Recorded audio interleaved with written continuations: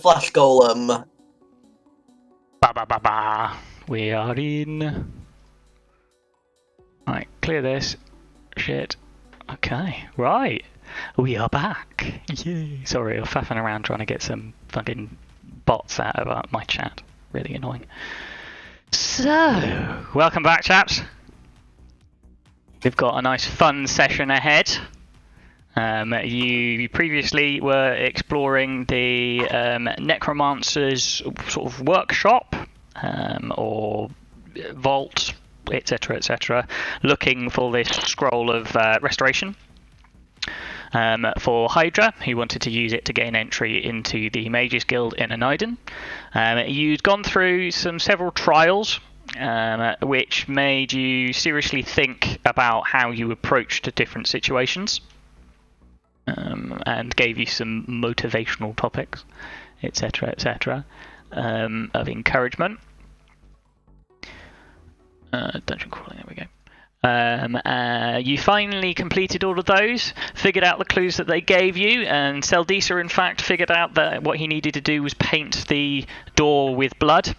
However, what he didn't quite realise was the second half of the riddle that said, beware of what you spurn, for what you give shall be returned, which created an exact clone of Seldisa in the room, which then began attacking Seldisa.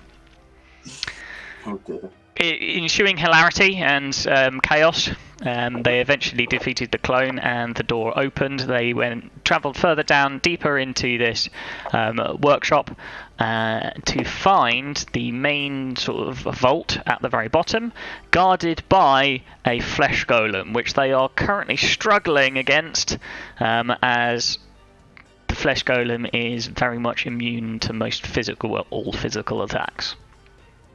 And Ragnar's out of his rages, and because of the magical flux around, they have limited use or risky use of their magic. So we jump back in, we're on round 4. In fact, I think we're actually on round 5. We just finished round 4. Jump straight back in. Yeah. Oh yeah, fair enough. Top of the I round. was working with the magical arrows, really, and the magic. Yeah. Top of the round then, Vine. It's your turn. You are currently prone, having been knocked down. Having been knocked on your ass. Isn't it that I stand up using half of my movement? Yeah, so you can stand up. You use half your movement to do so. So you're and standing then up. I walk about good. Wait. Let me just measure out. I think it wouldn't be that far, honestly. Yeah, it's literally just a couple feet. Okay. So I move over here to get out of the flesh golem's area that he probably would attack, and then you were just outside of his range when you moved. Before you moved, you were just about here. So. And then I shall cast Moonbeam because Moonbeam. Roll 1d10. Roll a d10, yes. Hoping for a 9. That's not the book I want. I got a 9. Got a 9. Okay, it was a 9. I need to remind Makes myself it more now. powerful, I think. I'm not sure it does. I think remember. I think the 9 might actually be flux. Really? Oh. Yeah. I can't remember. I'm getting it up now. I thought No, the magic behaves as per normal. Okay, yeah, that's fine. So that's okay. fine. Where do you want to put it? Oh, let's see. I guess just kind of on this area, kind of on the flesh golem itself. Okay, hold on. I've got a really cool thing for you here. Oh, okay. It casts a dim light. I don't know how moon goes through both. Yeah, I don't understand how it's better not to question it. It's both underwater and through many feet of what seems to be stone. I don't question it. Yeah. It's not the other side of the planet. Yeah. Yeah. Controlled by... Right, there we go. There is your moonbeam, sir. Okay. You can move this as you will. I don't. Oh, that's really cool. So It's called I put it You're going to on put the it there. flesh golem here. Cool, yeah, fantastic. it's not going... What do I need to do? The creature So the creature has to make a Constitution saving throw. Okay, con save. It has to get 14 or over to pass. It rolled a 9, so it fails. Okay, so now it takes 2d10 damage. So Blimey! Yep, I love this spell. Moonbeam is powerful as fuck. Don't roll And shit, he can please. keep it up. 15. 15, not bad. That's some good damage. Oh, hang on, I need to move this to the back. To back, there we go. Magic. It's the only thing we can use against this thing. I'm basically fucking useless. So 15 It points of stays damage. up for 10 turns. It does indeed, Well, yeah. Yeah. Cool, fine, Which is okay. really good. The moonbeam comes down through the ceiling, burning with radiant energy, sort of like sizzling parts of this thing's flesh off of its body.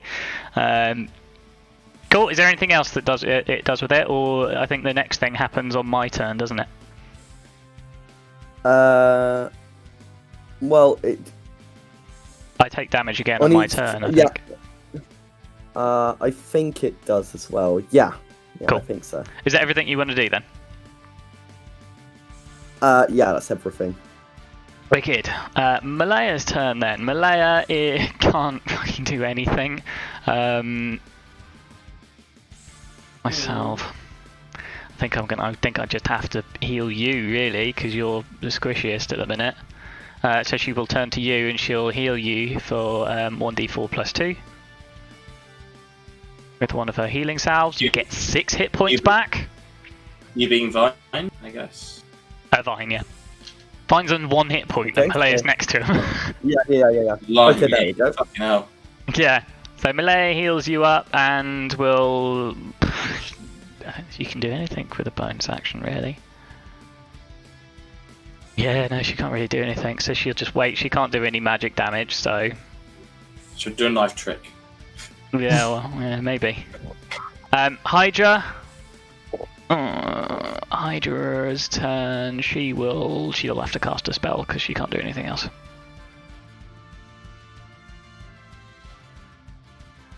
Cast.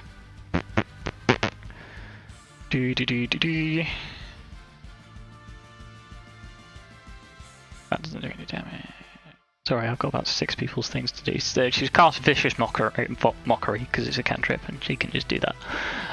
So she cast that. I need to roll a d10.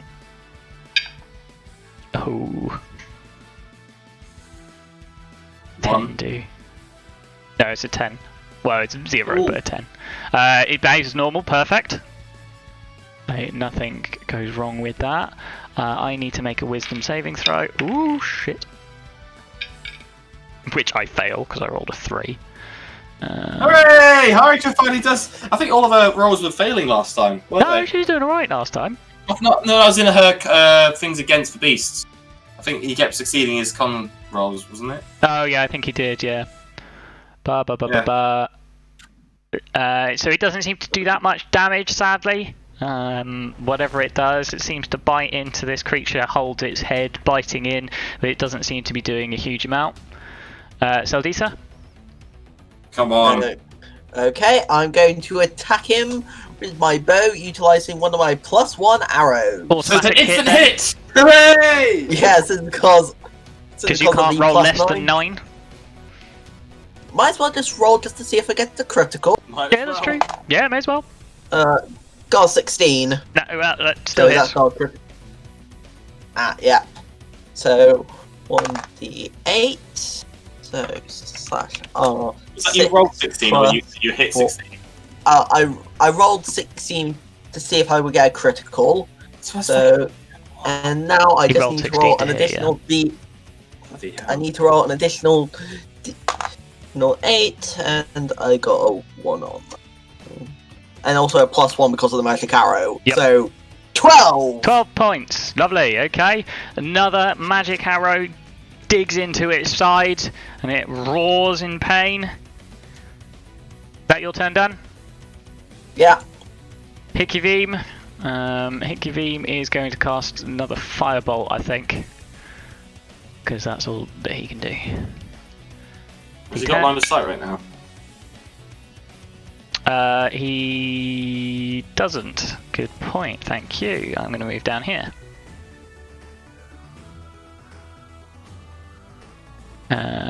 What's a 3 do? So he waves his hands trying to cast this magic, but it just fizzles and dies. Doesn't work at all. Did Hydra have line of sight, or did he not need to? Hydra doesn't need it for Vicious Mockery because it's sound-based. And it's a saving throw, so... Yep. Ragnar.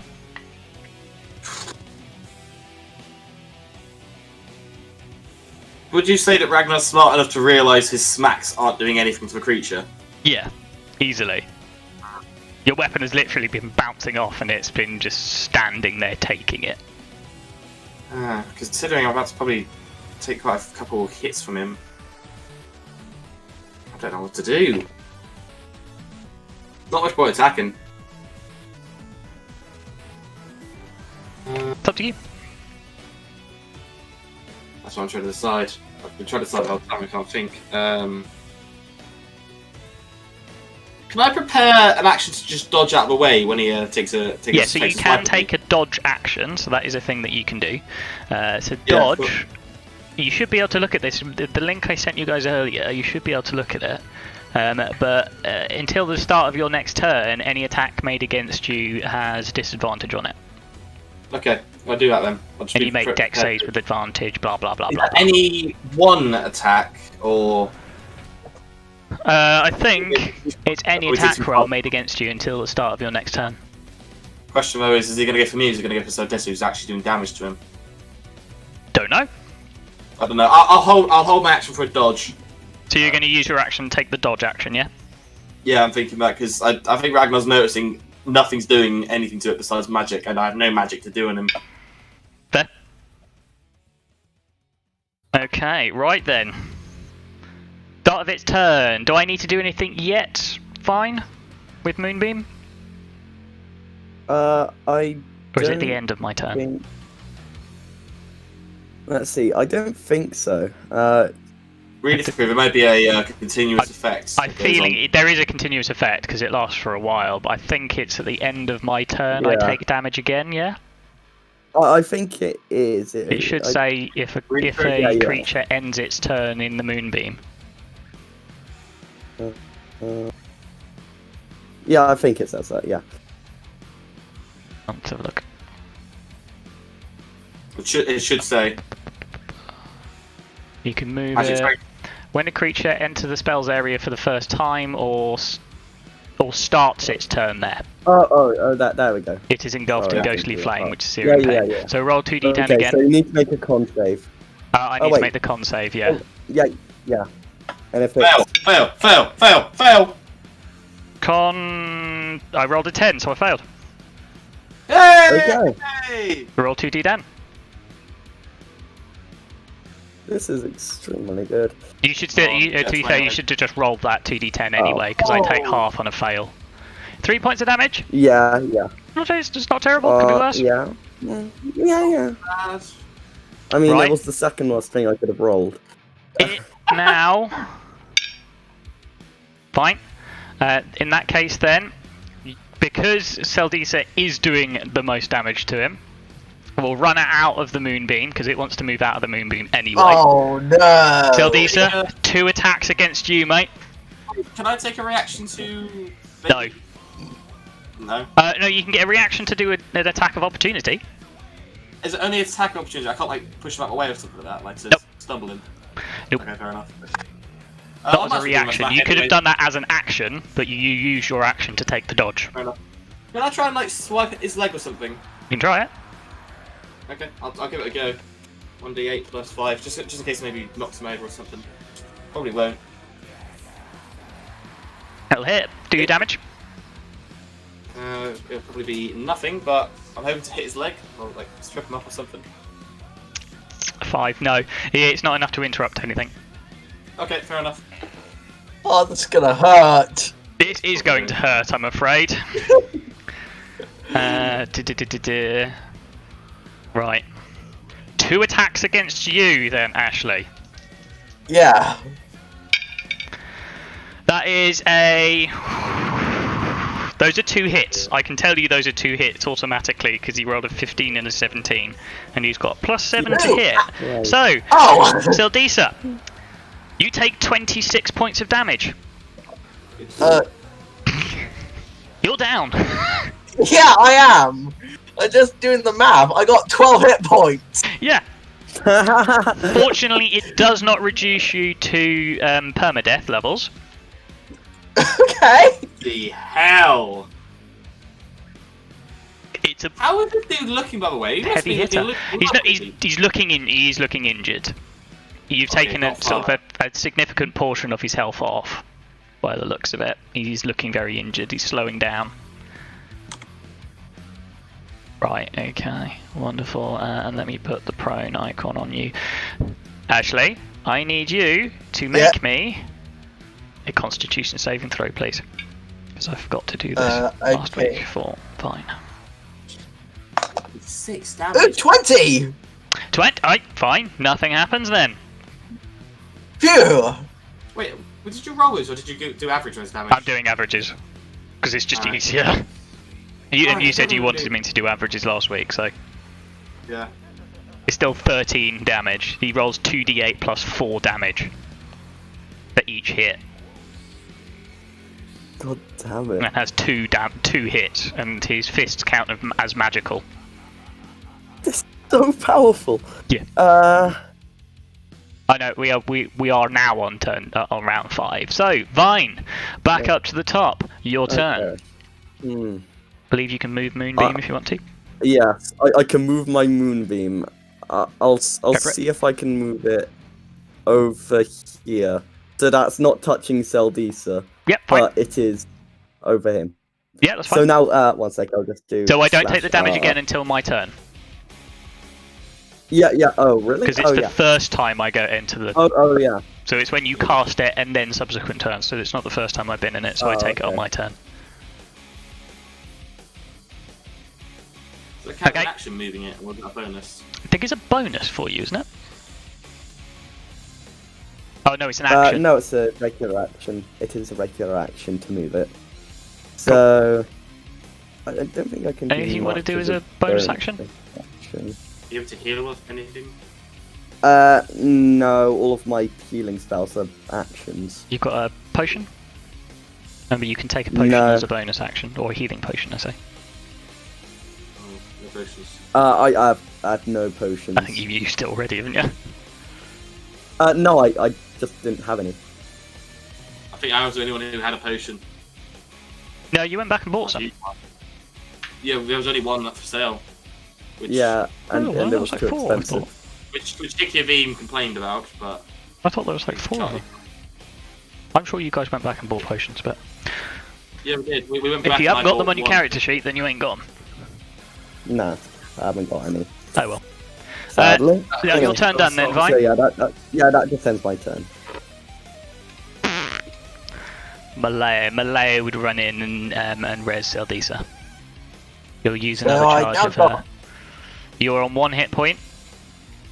Who's going to use another charge of her healer's kit? Just running out now. Oh dear. Well, not really running out, but getting there. Did she use a healing salve to get them up as well, or does that like count? No, she used a well, she could have, but she doesn't have any healing salves left. Ah, fair enough. Because she used healing salves on Vine. She only has 2 of them. Oh, So she runs in and reses Seldisa. You are on 1 hit point, but you are still prone on the ground. Hydra Yeah. will again attempt to cast a Vicious Mockery. But it succeeds on the Wiz save. No, mainly so this. to be fair, I don't think that thing has much wisdom. Actually, no, is it going to realise that? Oh, so this is going to get up from the ground. Okay, I guess What's your AC, actually- Seldisa? 16. Right, okay. Never mind. What I just realised is Vicious Mockery actually should have given it disadvantage, so I just rolled it again, but I got a 16. So that hits your armor class. So it still hit you regardless. Ash is going to hit regardless with his arrow. His disadvantage won't affect him at all. Yeah. But you could still wail on him with your arrows. Yeah. It's a fucking hit every time. But then is it worth it compared to using your short sword? Does your short sword do more damage? My Oh, your my short bow sword's not basically. magic though. He's a sniper. It's all a D8 plus 4. Yeah. So it's better off using your bow anyway because you'll automatically hit it. Off you go. He's a colossal and with his everything. Roll it with disadvantage. See if you get the crit. I doubt you will, but fuck it. May as well. So roll it twice. Me? Yeah, your turn. Okay. That's 16. Is that a roll 16 or counts altogether? 4. Make sure you're adding the points at the end as well, Ash. Okay. Yeah, what's the actual value? Yeah, the value. It doesn't matter regardless. Okay. What am I rolling for? You're rolling to You're hit. rolling to hit. I presume you're going to shoot it. Okay, so I got a 19 and a 20. It's disadvantage because you're within 5 feet of Yeah. him, so the 19. Okay, fair. Still hits regardless. Yep. Roll your damage. Bit of a weird function. Okay, that is slash of 3 chip too. plus 4 plus 4 plus 1. 12 points of damage, 12 nice. points of damage. Oh, no, I don't want to select It's you. gotta be nearly done. He's looking very injured at this point. He's still clinging in there, though. How much health points did the sort of healer's kit restore? 1. So I'm on 1 hit point. Yep, you're on 1 hit point. I've updated it on your thing. You're still prone as well, by the way. You can use half your movement to stand up. Yeah, I'm now going to use half my movement to stand up. Come on, Vimy. I presume you probably did that before doing anything else anyway, because that would have technically that would have given you disadvantage. You're moving. Are you moving, Ash? Are you moving? No, I'm not. I'm not going to move. Okay. I'm just I was going to get gonna back up. Cool. Fine. Right then. Hikiveem. Again, doesn't quite have line of sight, so he's going to move up to here. Only thing he can do is cast Fireball. It behaves like normal, so he's going to roll to hit. Which easily will hit. What's the damage on Fireball? Firebolt. Oh, I don't actually have. It doesn't say. It's annoying. That's part of my actions, probably will. Yeah, it does. 1d10. So let's see how much damage he does. 6 points of damage as the flame splashes over the creature. Nice. Still going though. Does seem to have done the effect, and again the creature screams, doesn't like this fire. Ragnar. You must be weak to fire damage. I don't think I really much can do. I want to come up close enough so I can hold my action to jump in front of the creature if he tries to attack Saldissa to take the attack myself. You can't do that. I can't do that. No, because he's trapped. Because Saldissa's trapped in a corner. Right. There's not enough space. Saldissa is literally backed into a corner with this creature at this point.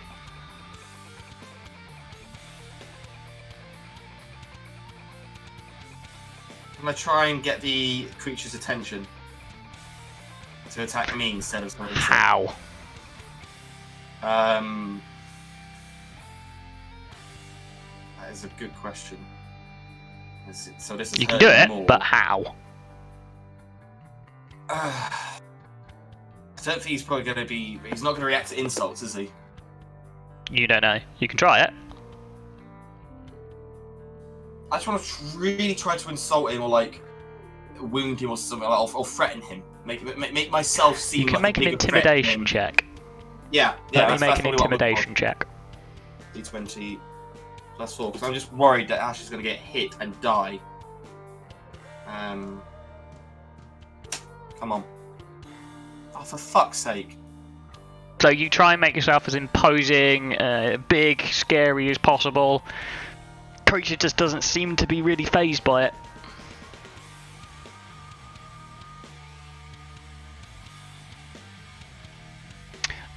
Right, That was my action, I guess. So, oh well. That's your action, yeah. Yeah, I tried actually. Just hope the meme kills it. I just want to check the rules on instant death. I think it might be double. If the remaining damage equals or exceeds your hit point maximum.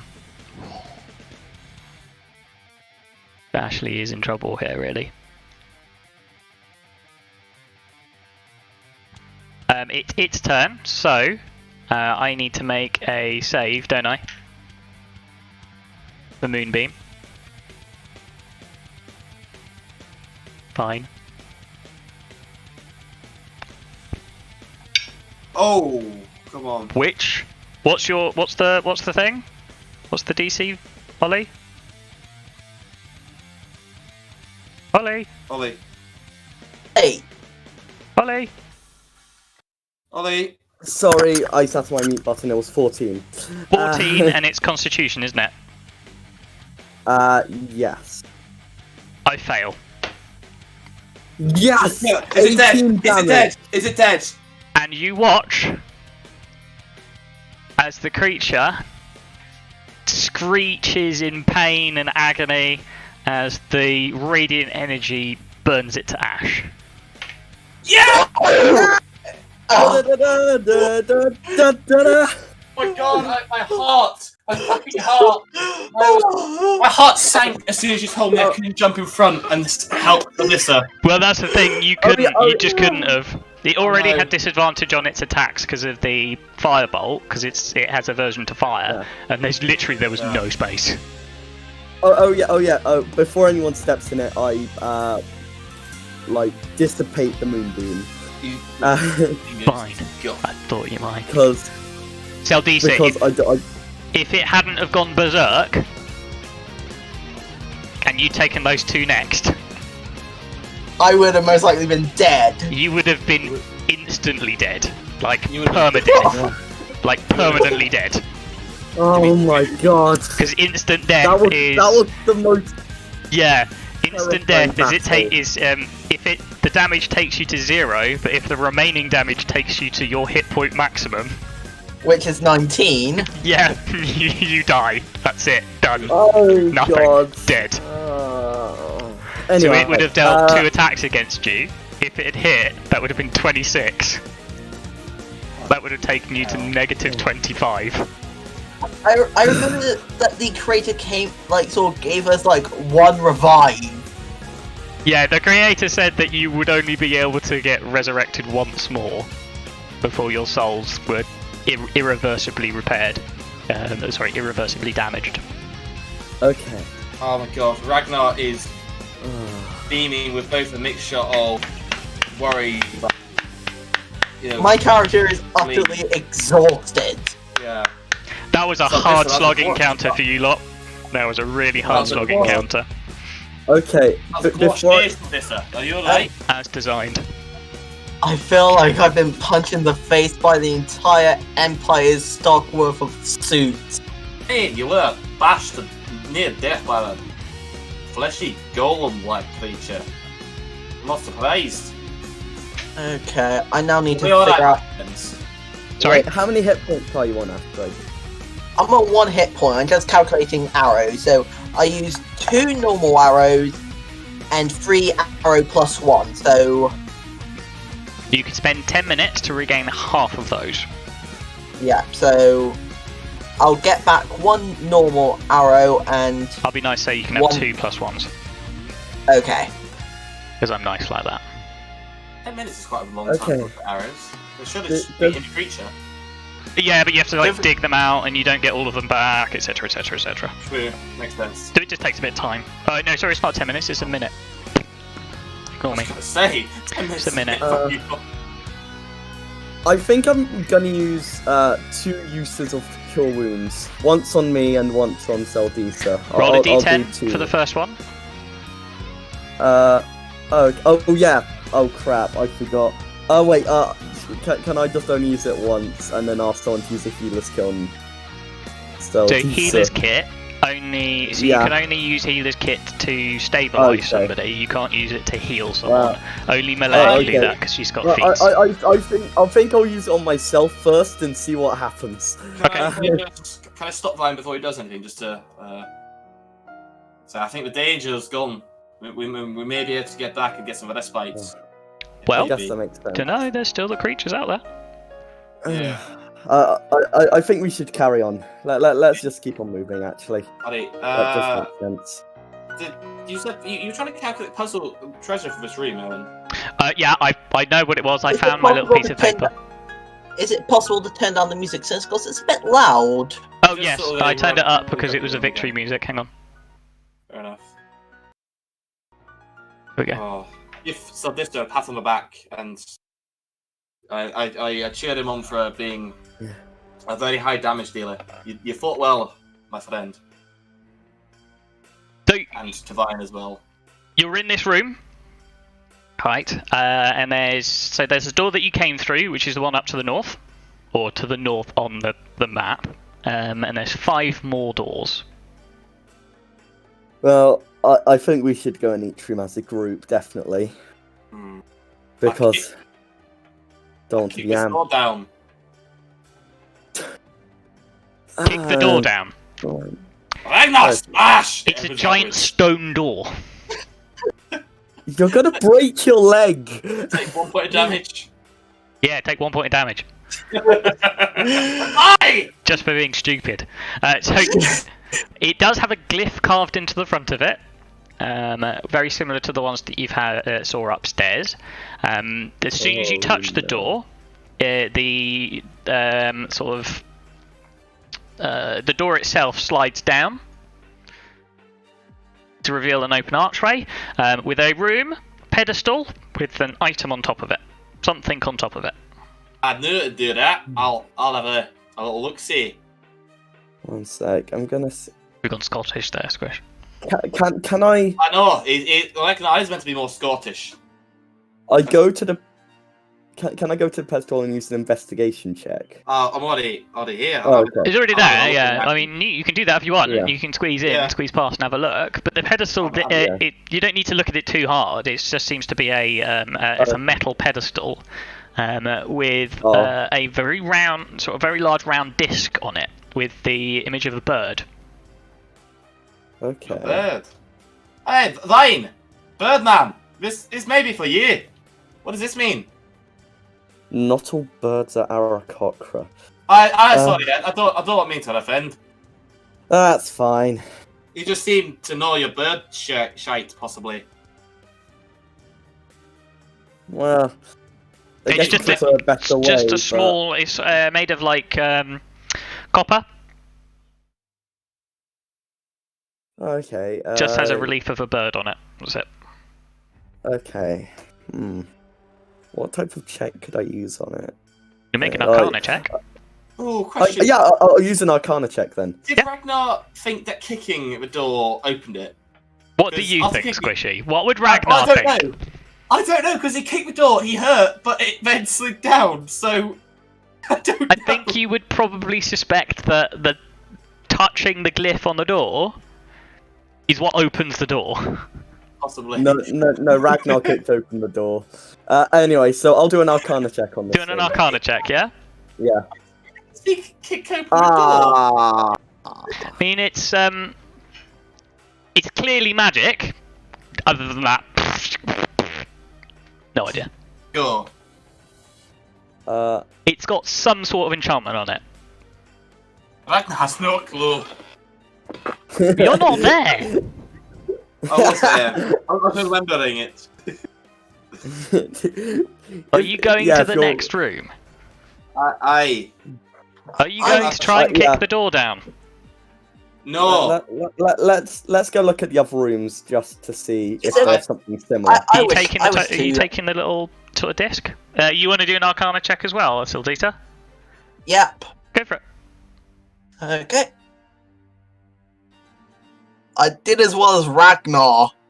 I'm going to tell you now, unless you cast Identify on this, you will not know what's up with it. It is a magical item. Well, let's go. She's learnt that spell. Let's open the other doors, see what's inside. This could be an interesting puzzle. Did anyone... We haven't learned Identify in this one either, have we? No. No, it's only Silchus that knows. Yeah. I touched the door. Door slides down. Inside there's another pedestal. This time it has 2 potions on it. The first potion is... Hang on, I need to pull the descriptions up for these. Potion of Fire Breath! No. It doesn't look like the potion of fire breath that you had previously. One, I believe, is purple. Say you're gonna drink it instantly without knowing what they do. Unpaid servant, maybe?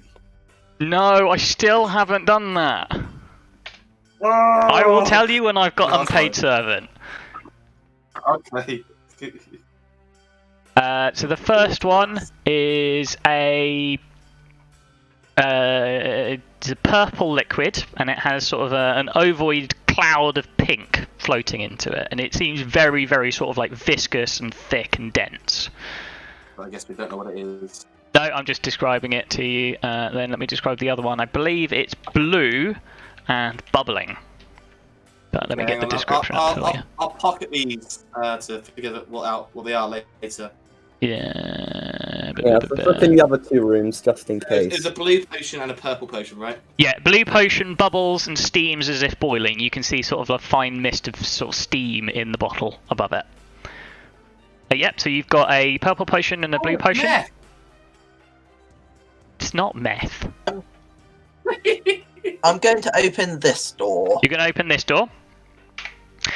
Okay, so this time, instead of a pedestal, you see a chest. I'll open the chest. You're going to open the chest? Cool, fine. The chest contains... Oh, thank God, I thought it was a mimic. I'm not that mean. The chest contains 2,500 copper, 1,400 silver, 60 gold, 9 gemstones, which you think probably worth about 50 gold each, and a small bag of blowgun darts. Oh, you got rid of your blowgun.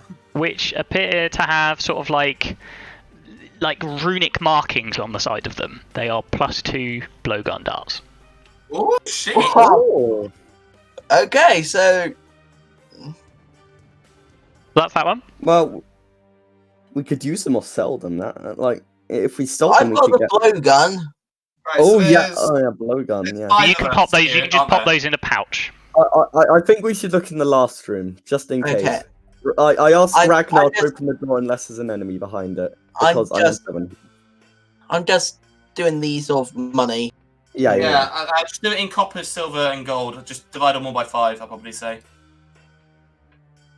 Oh wait, there's 6 of us, isn't it? Oh, is there 5 or 6?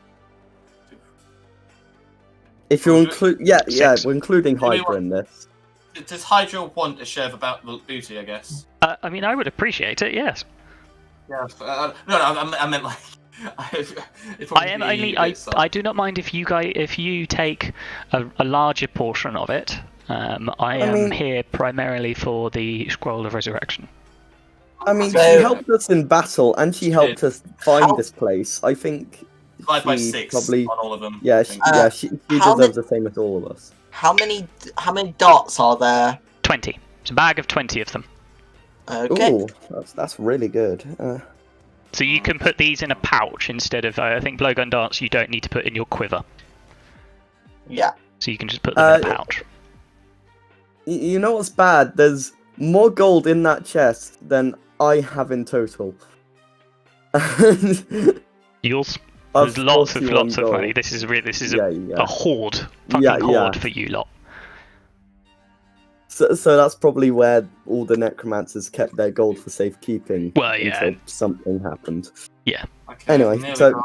2 more doors. 10. I think we should open the one on the right, like top right.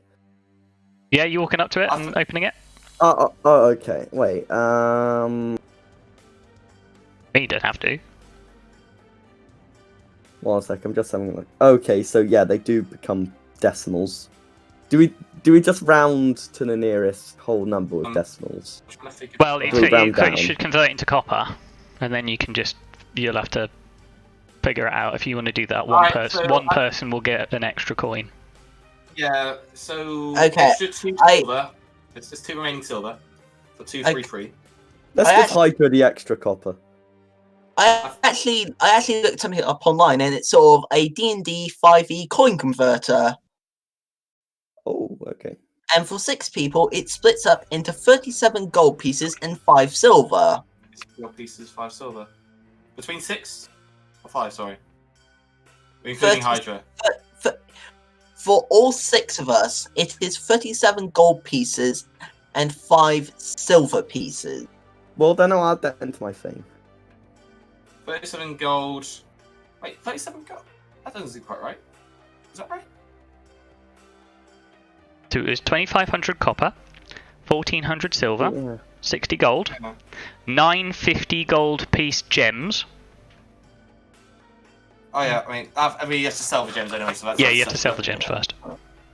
Okay, Yeah. so that doubles the amount of gold I have because I have 37 gold as it is. Actually, how about this? We'll take the money. We can probably give Hydra some of the gems. Say like 4 gems to keep her happy.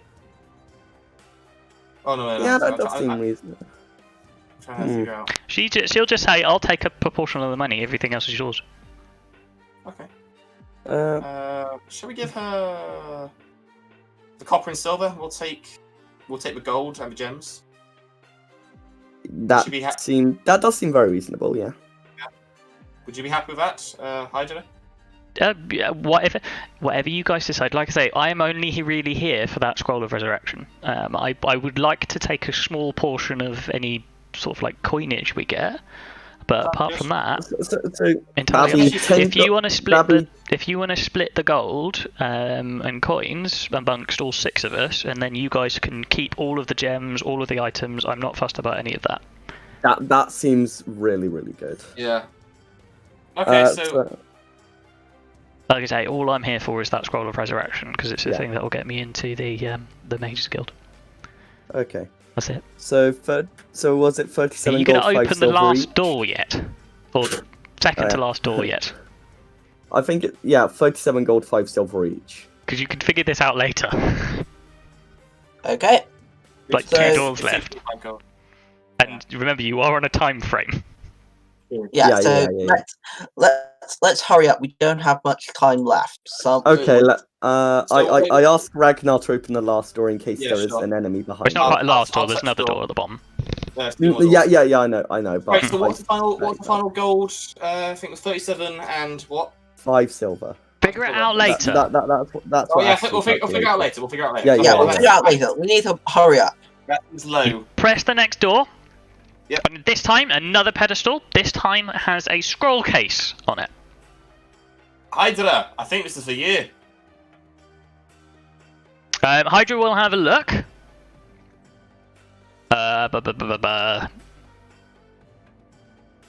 on, I need to do fucking lots.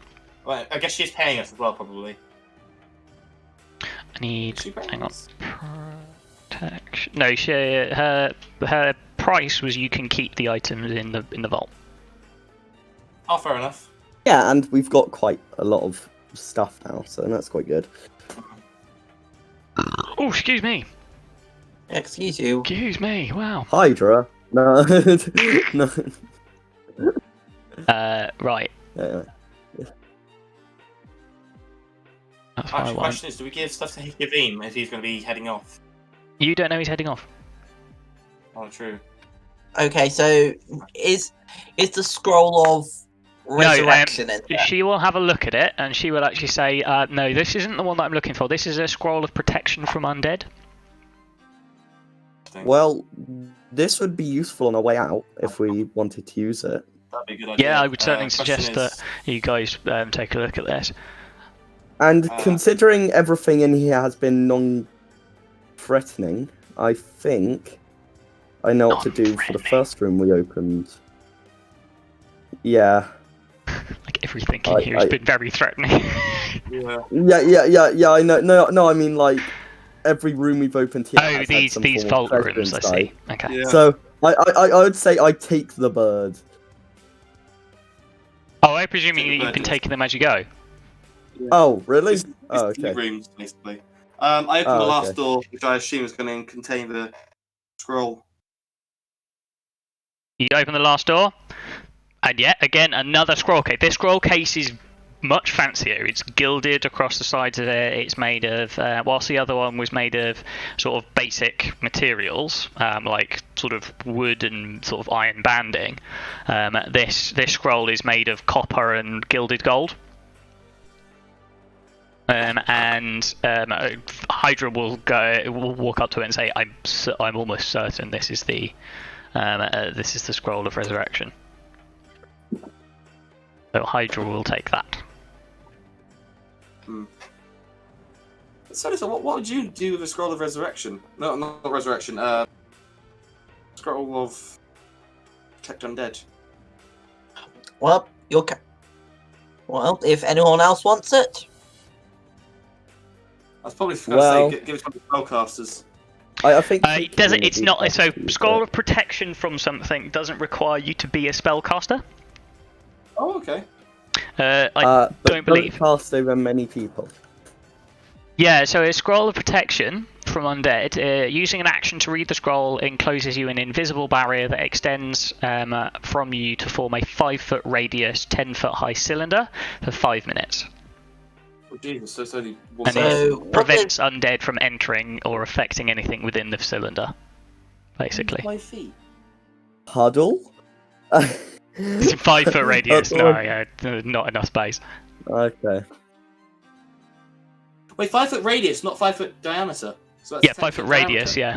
So it's still you wouldn't be able to get people into this. Wait, what? It's like No. Oh, is that the diameter? Yeah, you wouldn't be able. So if you center it on your model, it'd only get halfway to the next tile. You couldn't fit people into that. Yeah, I guess. I guess you wouldn't be able to fit people into it. It'd be too tight. I guess Seldisha should use it because one. How long does it last again? 5 minutes. Well, I guess we should use it when we get outside. Yeah, to be fair, 5 minutes isn't very long. I'd probably say use it in a pinch, but try and sell it otherwise. Oh yeah, that does make sense. Yeah. Or maybe show it to the Mages Guild. See if we can get our way in as well. So, presumably not. Hydra happy, and we are happy to. Yeah, I mean, Hydra's got her scroll. Hydra's got everything. How much time has passed since we got the spell taken on us? Don't know. We should. I mean, I do. Has anyone been keeping track? Shall we book it out of here? Yeah, we need to book it out of here. Cool. Yeah, you're gonna just like let's just run out of here. Yeah. Yeah. Cool. Fine. So you run away. Make stealth checks now, don't we? Run back up to the passageway, and then that eventually leads you back out into the water, opening the door again, flooding the tunnel with some water. Again, probably feeling like we're joking to begin with, but actually we're fine. Yeah, well, you're a little bit more prepared for it this time, unlike last time where you were very, very unprepared for it. Ragnar P. Sorry? Ragnar P, because that way people will be breathing in his piss. No! Ragnar, don't pee, for God's sake. Desperately want to, you can. Ragnar. Peas. Oh, Ragnar, what the hell? Lovely and warm here. I wonder what that could be. Yeah, but your breath comes out as your speech comes out because you're underwater. Oh wait, no, we don't know yet. So just like, Yeah, so you don't realise this. You are in the ocean, in the ocean as well at this point. Yeah, we noticed that the water's a little bit warmer, but we don't actually. It probably doesn't make a blind bit of difference, actually, to be honest. The question is, does anyone notice around me that the water is warm? No, because it dissipates. So you're underwater. You're literally under the ocean, dude. Anyway, so I guess. I need you to very quickly make me a stealth check, everybody. Okay. Yep, that makes sense. Where is stealth here? Oh, okay, it's +4. Oh dear. Oh no.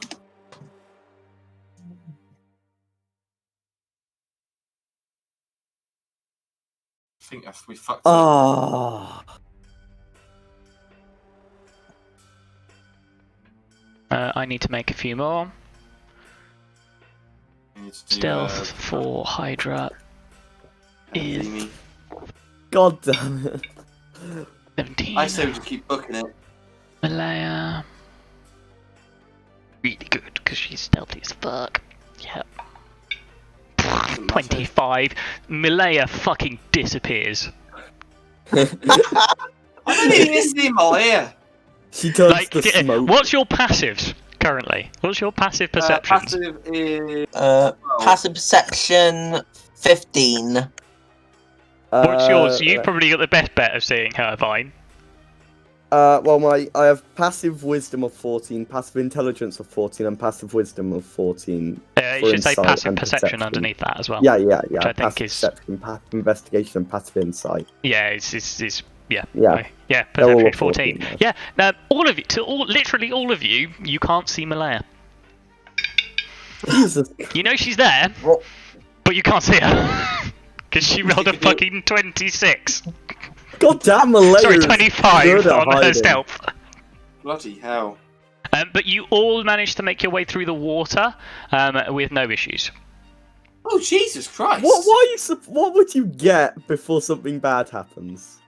Well, I'm halving their passive perception at the moment because they're underwater and their passive perception is 8. So we would need to... You'd have to roll 4. That makes it impossible for me to fail that check. It makes it impossible for most of you to fail that check, fortunately, underwater. Yeah. I mean, Ragnar could fail. Ragnar could, yeah. And I think Hikivim and stuff could fail as well. So you get to the water's edge and you manage to climb yourself back up without having need of running out of the spell that was cast on you. So you breathe in fresh air, nice, fresh, salty, ozone-smelling air out of the water again and climb your way back up. As you move your way through the ruins, I need you to make me another stealth check. Okay. I need to get above an 8, probably. Yeah. Come on. Okay, 20. Oh, Malaya doesn't do quite so well on that one. She rolled a 12. 21. Hikivim rolls a 10, so fine. Oh, thank you. You all succeed, and you all manage to make your way back to the town of Anaiden. Hey, we did it! Oh, I thought one of us was going to die. Right,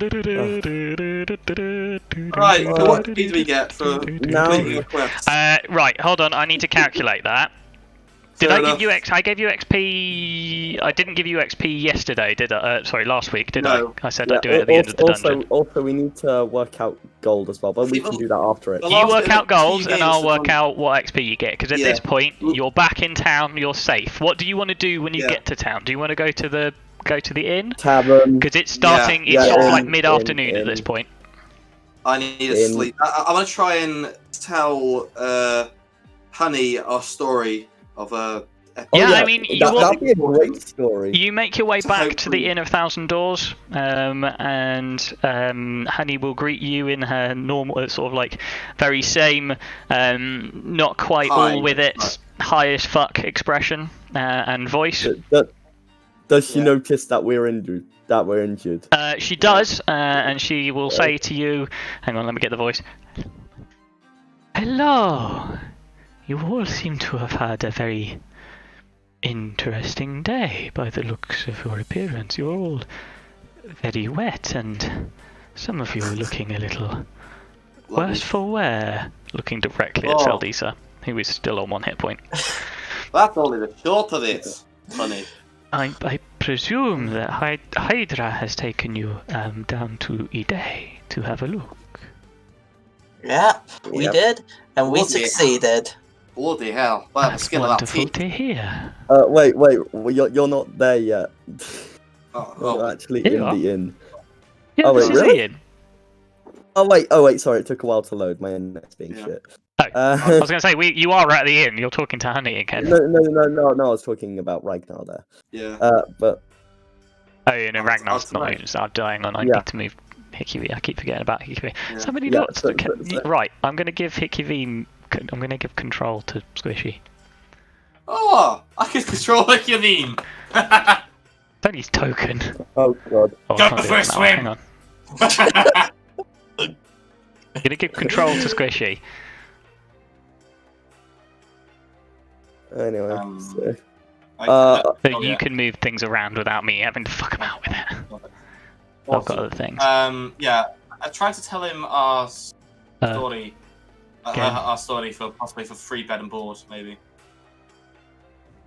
Yeah, and she will happily listen. Yeah, she will definitely listen through this story, very happily. Hang on, let me get town music up. And you will get free food and drink for the evening, or a free meal and a free drink of just ordinary ale. Fair enough. So not free bed. No, bed and board, bed and all of that lot will cost you a little bit more. Fair enough. All right, I'll ask for a comfortable bed, I guess. You want to go comfortable again? Yeah. What's the options? So she had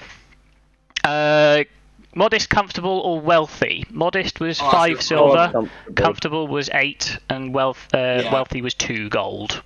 I'm going comfortable. I'm going wealthy. Going wealthy? So 2 gold for you. For you two are going comfortable, it'll be 8 silver. Yep. Hydra has a room, so she doesn't need to worry about it. Hikavim will also get a comfortable room, as will Malaya. Right, if you want to talk about maths, go talk about maths. Alright, so it's definitely 225 gold overall. What were we saying we wanted to give? We wanted to divide that by 6. Was that the value we ended up calculating, Ashley? So the value I ended up calculating was for all the loose change found in that, found in the chest, which was 37 gold, 5 silver. So we should add that. So add that to us. That's good. And that includes 37 and 5 for Hydra, and for thingy. What's it called? Malaya. Malaya. Yeah. Right, so adding that. Then I guess before we go to sleep, who's most charismatic of us who can go Salvia gems? Probably Hikavim. Yeah, can we send him off to do that then? Yeah, you can send him off to go and find a jeweler's and sell the gems. Can I also go find a potion seller to a potion guy who can identify the potions for me? You can, yeah. I'm sorry, I'm still calculating. So Hikavim manages to sell them for their value, based on his roll. So 50, so 50 gold, 50 golds. That's 450 divided by the 5 of us, because we said we'd do that then. So that's 90 each, I think. 90 gold each. That is so good. You wait till you hear what XP you're getting. Oh god. So 90 gold each. Level up. I hope I'm leveling up. After that, I fucking hope so. I've practically got 5 times the amount of gold that I had before. How much gold did you have before? About 37. I've got 330 gold now. I've got 164. I got 144. Bloody hell. I forget how much do we need to make passage to the citadel? It was 200. I figured it as 200 gold each. Yeah, bloody hell. It was a lot. I think Gabe has a fuck ton of money as well, doesn't he? Does yeah? Maybe Hikivim can feel a bit generous and. Yeah, can Hikivim be a bit? To be fair, his character might not. My character probably wouldn't be, but. Yeah. Right. It's a real shame. I'm going to round it up, so I'm being nice. You each get 517 XP each. 17. So, 517. And that is based on the Undying, the Undying sort of, well, I can't remember what they're called now. Undying soldiers. Yeah, Undying soldiers that you faced. So the two of those. That's 100 XP for each of the trials. Okay. And XP from the flesh golem. They're divided between all 6 of you.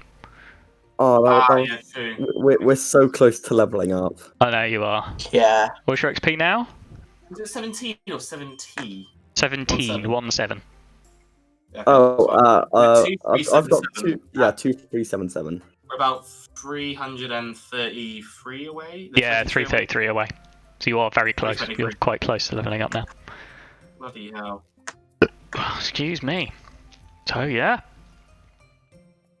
Right. So how much gold are we getting? We figured it out. For Hydra, it was 37 gold and 5 silver to her. Okay. And we want to give Gabe and Gabe and Malaya. I think it was 90 gold from the gemstones. So what's the total amount of gold? For PCs? 90 plus 37 is 127 gold and 5 silver for PCs. For NPCs. Yeah, Gabe's got loads. Yeah, except for 197, yeah? No, 100 because it's 37.5. No, 37.5 plus 90, so it's 127.5. So 127 gold. Wait, did you say 57 plus what? 90 gold each for for the things. Yes. For the gemstone, and then 37 gold, 5 silver for the coinage. So it's 127 gold. Yeah. Hikvim has 477 gold now. Oh, is that including this now, or? That's including what we've just got. See how. Well, I hope he's going to be paying for a lot of our voyages to an island. That's to Abame. Abame is what I mean. That's right. Yeah, he's got 470 gold. Malaya has now got... We've probably got about... close to the ground. 171. I could actually pay for the trip right now, because I've got over 200 gold on me. Same. That's for one person. Yeah, for one person. Yeah. You could pay for yourself. I've got 164. Gabe can pay for 2 people. How much does... Ragnar, can you pay for yourself as well? I can pay for myself as well. I've got 330 gold. Okay. Well, it's probably too late in the day now that you've been doing all of this, you've been resting, you've been recuperating for you to do anything else. So I say, everyone take a long rest. I basically just collapse on my bed. Yeah, I'd say everyone takes a long rest. Oh wait! Before I go to bed, can I? I asked about the potions, right? Yeah, I know, but again, it's a little bit late in the day. Fair enough. So wait, before I go to bed, can I use cure wounds on myself? Oh, no, I probably wouldn't. I wouldn't bother. Long rest. You're taking a long rest, you get all of your health points back. Yeah, I know, but festering wound. Oh, true. Oh, true. Yeah, true. Yes, you can. You can spend a slot. You can spend a spell slot to use cure wounds and just do that. Yeah, and your festering wound is now gone. Yeah, I'll just calculate it, even though I'll regenerate all. 11 hit points. Cool. My character just collapses on the bed and just goes to sleep. Straight to sleep. Yeah, thought you might. Yeah. So I'm going to pop to the loo very quick. You guys do all of your long rest yet? I'll be back Should in we a just do a second. 5-minute break, Owen? We can do a 5-minute break now if you want, yeah? Yeah, might as well. Yeah. Cool. Right. If we go for a 5-minute break then very quickly, and we'll be back in. We're back at 10 past. It's about 4 minutes. Oh, that's 3 minutes. 3 minutes. Oh well. Let's be nice and let's do quarter past because you've had a hard slog. They'll give you extra. Yeah. Sounds good. All right then. Okay. So go have a quick cup of tea, shit like that, and I'll see you guys back in here at quarter past. Sorry. Okay. Or earlier. Bye.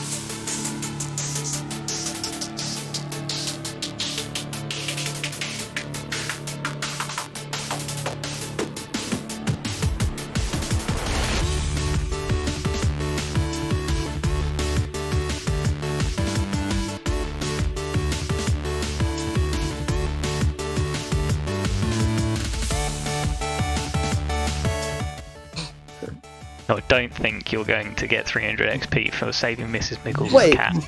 I think you would only get like 10 at 10, most. yeah.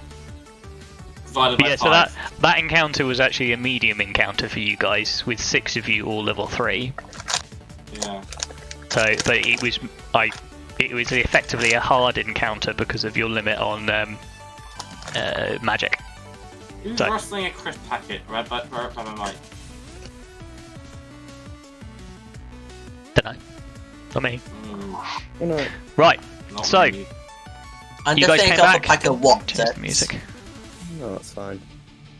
You guys came back after your nice, hard, sort of difficult encounter that you went up against there. Yeah. And you've We had- rested. You've had a nice long rest in the Inn of 1,000 Doors. And it's now next morning.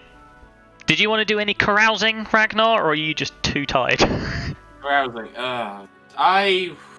I'll go for a nice night of drinking. I think I deserve it. You think you I'm deserve not it? drinking a whole bottle of fucking absinthe. No, don't. Just learn from that. No.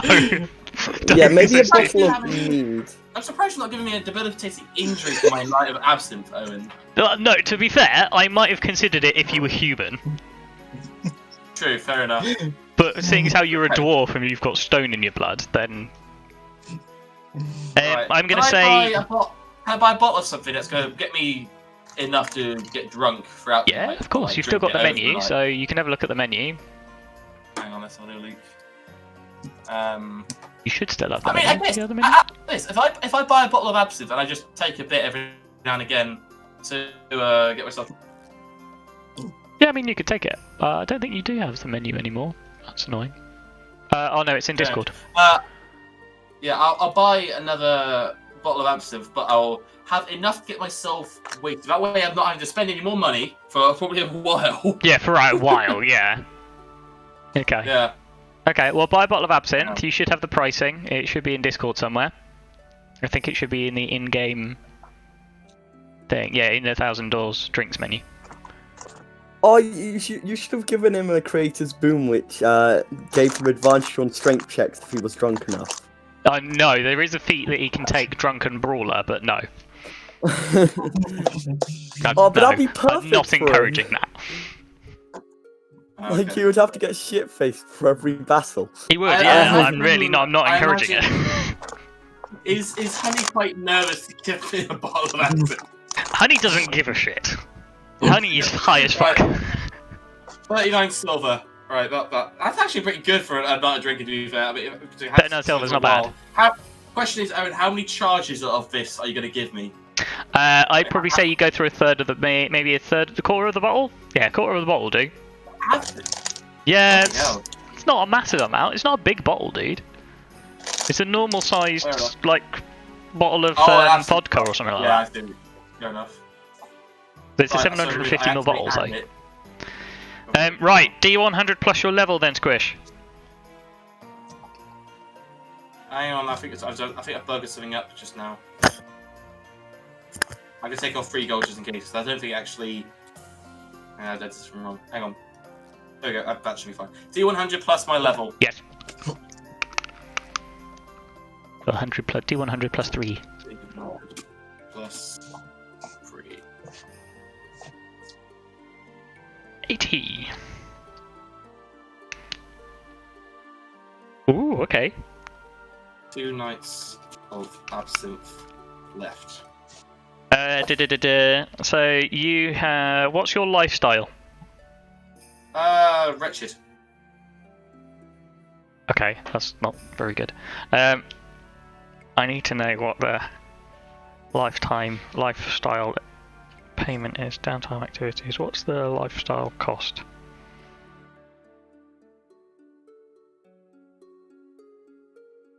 I wish it was easy to find in this fucking book, which it's not. Nothing ever is. Somebody very quickly Google lifestyle expenses D&D for me, please. I'm doing it. Thank you. It's my night anyways. Lifestyle expenses 5e. Expenses, D&D 5th edition. What is wretched? I think it's 0, isn't it? It's 0. Take pour then. Fair enough. Yeah, pour, so that's silver piece. So you earn that back. You do a little bit of sort of gambling. You don't really lose anything. You only gain a small amount.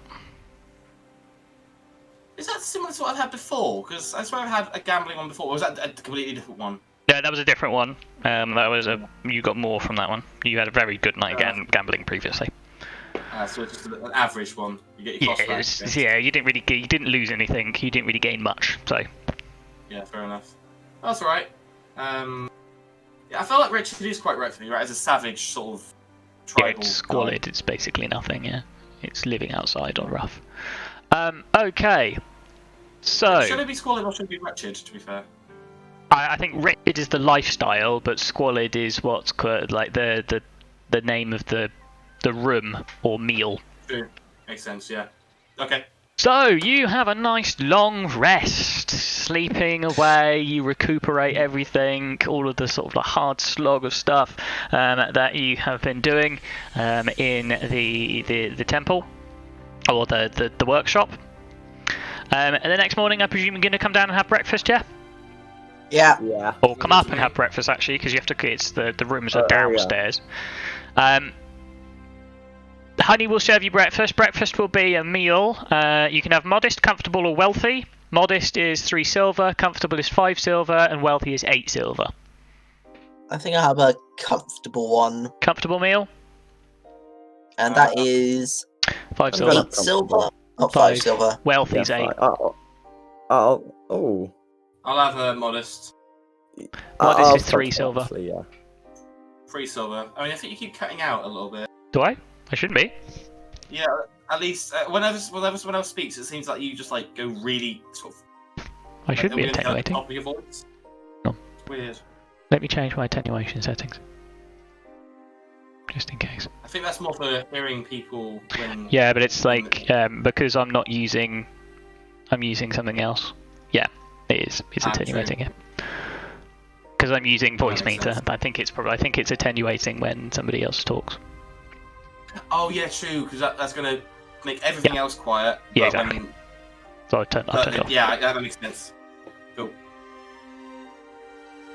Okay, right. So you mark those off. So if you're taking modest, it's 3 silver. If you're taking comfortable, it's 5. If you're taking wealthy, it's 8. So mark that off on your character sheets. While she does, Honey will approach you and say, "You investigated the ruins yesterday, yes?" We did. Did you, along with your stories, did you happen to come across any interesting items or artifacts at all? Got some portions. Oh. I don't suppose you know anything about them, would you? I do not. However, my brother would. Ollie? Where can I find him? He's a collector and enchanter of magical items and equipment. He actually his store is accessible from my inn on the lower floors. Name? Sorry. Would you like me to show you the way? It also could bring light to that disc that we found. He is a very adept wizard. He can craft and sort of artificer. He can craft magical items, and he can most certainly identify potions and items like that. He does it at a cost, of course. He also may well be willing to buy items off of you. Well, I or sell guess you wouldn't hurt items. to give him a visit. So, of course, let me take you to it. And she will lead you down. So she leads you down the staircase, and the staircase, there are multiple floors that you haven't been to, because it's not something that you've known about, etc, etc, etc. So you've effectively just been to the bar, the sort of hospitality, the rooms floor, and the smoking parlour. But she actually leads you right the way down to the very bottom floor. which is a long corridor, which has a single door at the end. Get the description up. The door. So the door has it's a wooden door, but it has a glyph carved into it, and this glyph is projecting a floating glowing script which says the words "the 5 winds," and below it says "open" in sort of like glowing gold lettering. Good thing you didn't try and kick it open.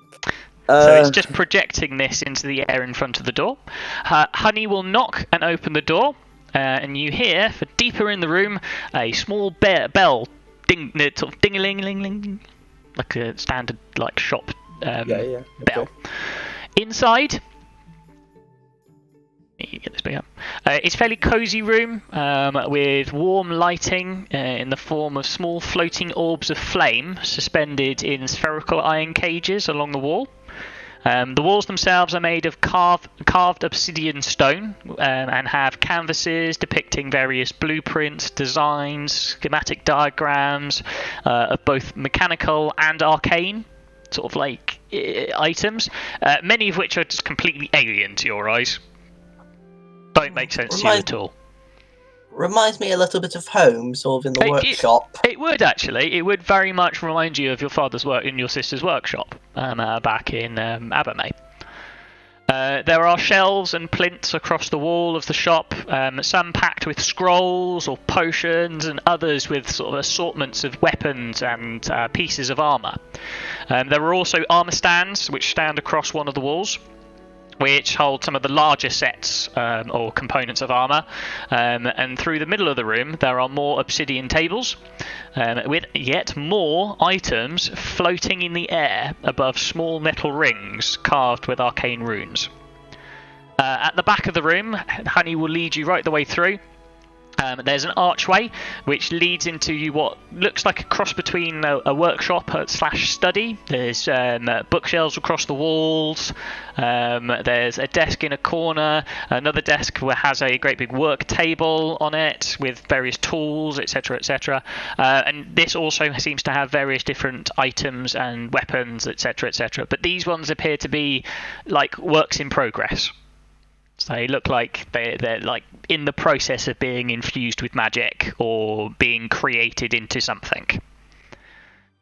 Stood at the workshop table, working on what looks to be some sort of like enchanted shield, is another Tapaxi.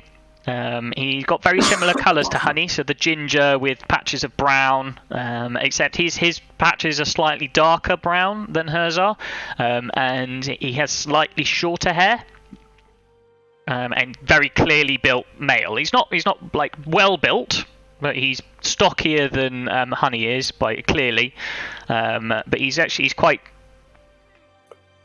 say, athletic build. He's not like big, huge. But he's thin, but not unmuscled. Okay. As Honey walks in, she will say to him, "Brother, I have some of my customers here which have some magical wares that they have retrieved from a ruin nearby to an island. They may well have some interest in some of your services and potentially selling items too." And he will say back, "Sister, it is good to see you." He speaks with much less of the sort of like wispy, high as fuck sort of voice than Honey does. He's focused. He's very much on the ball. And I mean, the way that Honey talks is not like. You picked up on this last a couple of sessions ago, Vine. That it doesn't actually look quite that she's high. It's more that she's like focusing on several different things at the same time. So she's not really in one place. So she kind of looks like she's a little bit. She's focusing on multiple different things. So something else is taking her attention a little bit. But then mixed with slightly high. But he's focused. He's looking at things. He glances up from work he's been looking for before putting tools down and stuff like that. Welcome. welcome to the 5 Seas. My name is... Sorry, welcome to the 5 Winds. My name is 5 Seas. You may call me 5. I do various different magical enchantment. I have, as you have seen in the main shop area, there is multiple different items that I have collected through my travels. What can I do for you? Got these potions. Honey will sort of like give after giving him a quick hug, will wander back out again, back up to, you suspect, probably back up to the bar. You have potions, you say? Let me have a look at these. We also have a magical artifact that we need identifying. So I can do identifying for you. I do ask for a price. That price being 50 gold per item, and that does include the potions. I give him a little nudge, ask you if you could maybe knock the price down a little bit. Hikivim will. Well, I'm not going to role play it because. Yeah. But he'll roll 19. I would be happy to knock that down to 40. 40 gold per item. And you say you've got a magical artifact, yes? Is that including the potions then? No, that the potions, yes, would need identifying as well.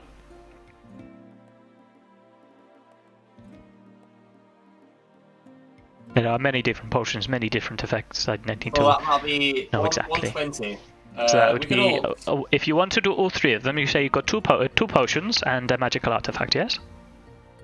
Yes. Should we split that between us all 5 of us? Yeah, Hydra is currently not with you at the moment. She hasn't met you up yet. Spend some of his money as well. Sorry?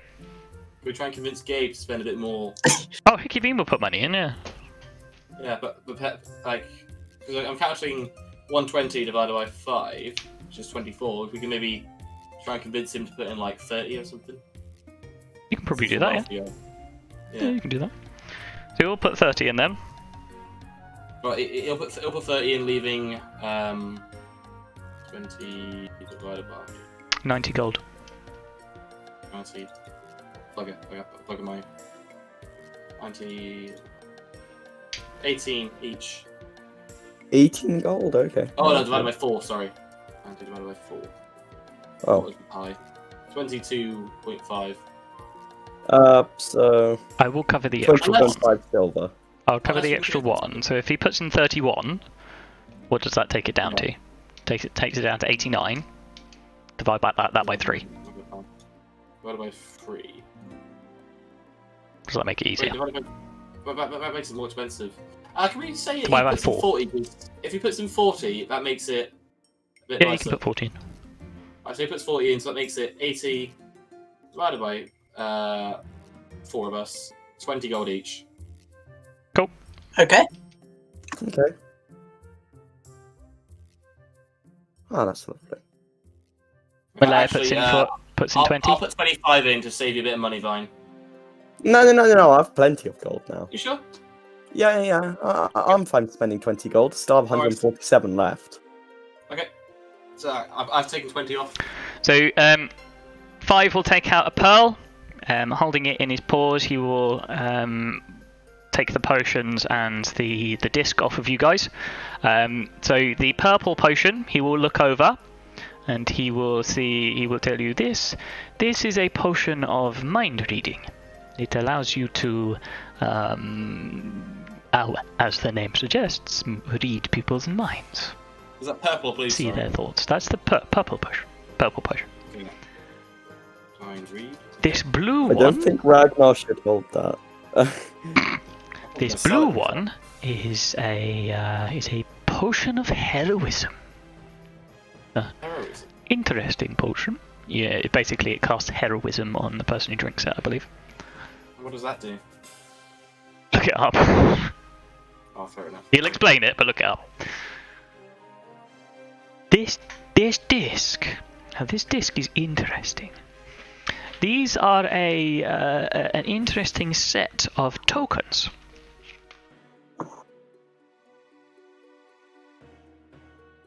find it.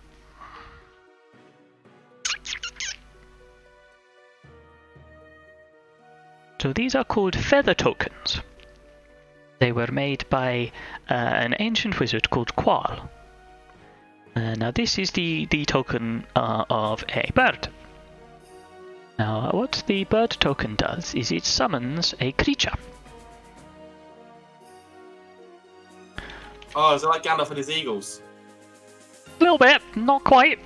Hang on, let me find you what it actually does, and I'll read it out to you. Okay. So you can use this for a short period of time. You can break the token, and you will summon a creature very similar to a rogue. It's a giant, an enormous bird. Often comes out in various different plumages and colours, etc., etc.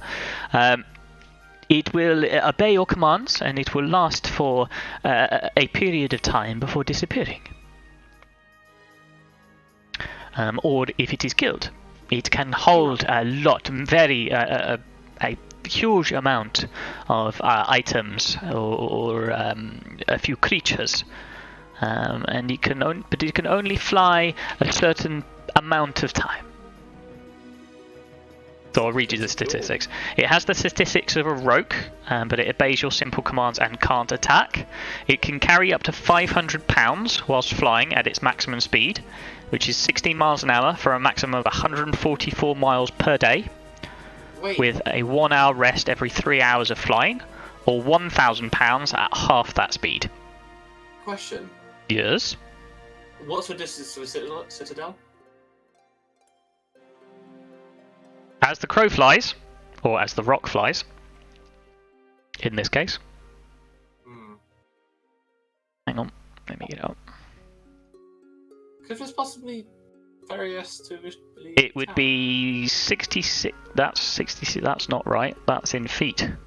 Wait, so can you only It's not summon 60 it the feet. one It's time? 66 feet away.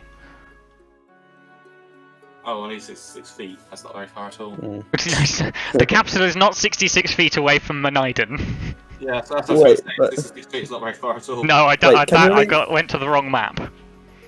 Can you only summon the rogue the one time? Yes. Okay. Seems more Capital is 173 miles away, direct flight. And what's the mileage we can get from It's 144. Oh, quite close. Yeah, so it's 60 miles an hour for a maximum of 144 miles per day, with 1 hour rest for every 3 hours of flying.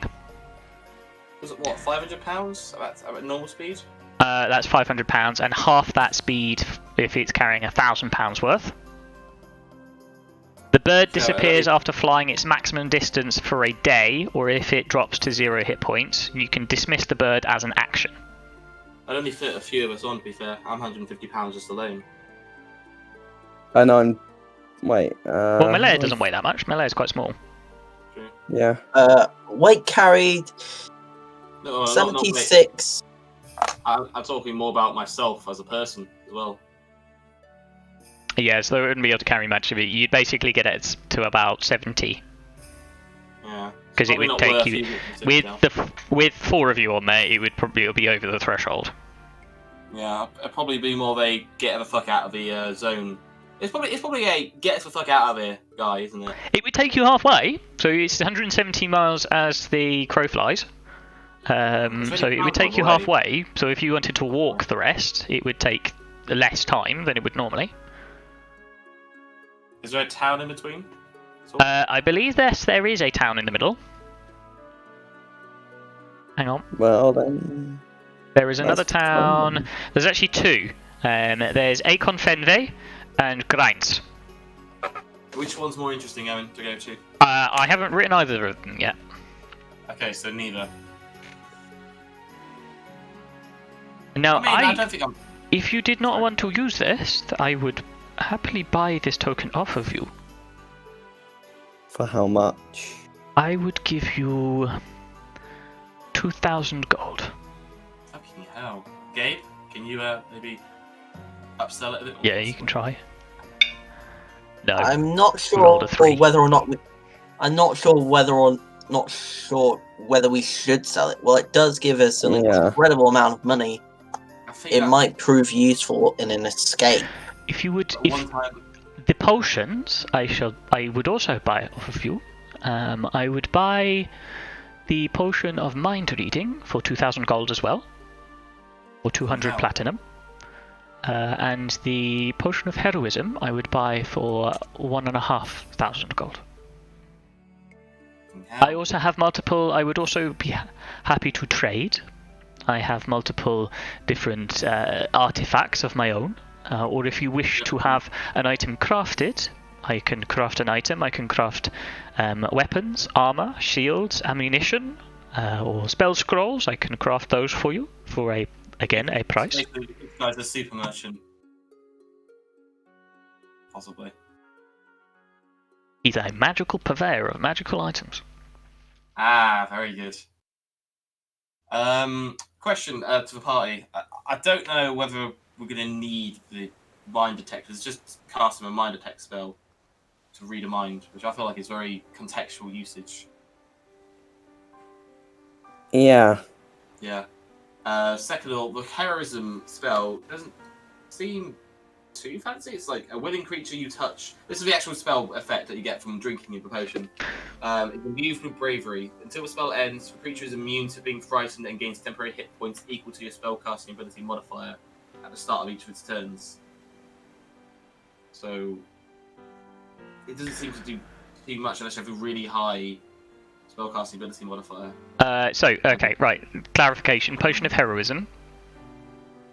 For 1 hour after drinking it, you gain 10 temporary hit points that last for that hour.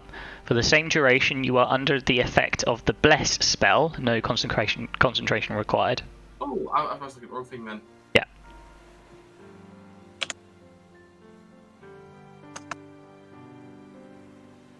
I mean, I think we should sell the mind reader potion.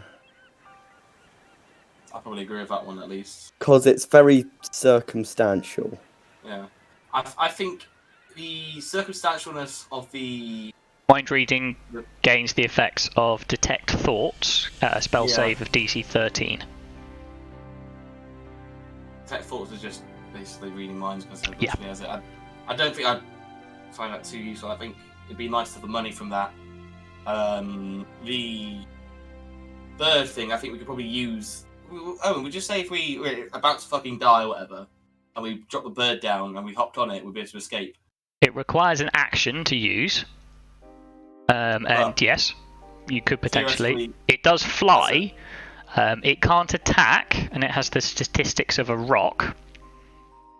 Or rogue, I should say. So in theory, yes, you could use it. Wait, we could show it to the Mages Guild to get in if we wanted. Potentially. Possibly. Maybe save that for that. How much could we sell it for? He will buy it for 2,500. Alright. How's about the detect undead spell? Scroll of protection. Yeah, protection. Undead protection. Scrolls of protection are actually not that rare. I would buy that for 140. I'll probably say save that because we probably use that. I mean, I would happily purchase it off of you. Anything to expand my collection. I say we sell the potion of mind reading, and possibly these. Are we going to keep these or potion of heroism or not? I'm not convinced it's very, very useful because it's being in one-time use. What was it again, Aaron? Can you describe it one more time? So the potion of heroism, you get 10 temporary hit points for an hour, and you're under the effect of the Bless spell. I think it would be better to sell it and then use the money we get from it to buy some healing potions or something like that. Yeah. Also, okay, so let's say we're selling the mind and hero potion and get Gabe to try and up the price a bit more, if possible. He already failed on that. He already failed. Oh, I thought he failed on the bird item. Yeah, I'm doing it as a one big roll. Fair enough, no worries. Because the shopkeep would shut down after that point. Let's face it. Fair fair enough. He'd probably be a bit pissed off. Yeah, if you kept trying, he'd probably just go no. Fair enough. 3,500 then. That'd be 3,500 total, yeah. Yeah, so that's divided by. Oh, I don't really want to give too much more. We probably should though, shouldn't we? It's still a lot of money. 3,500 divided by 5 of us. Might it be a good option to have a group fund, as it were? Might be a bad idea there. Yeah. Each of us has a small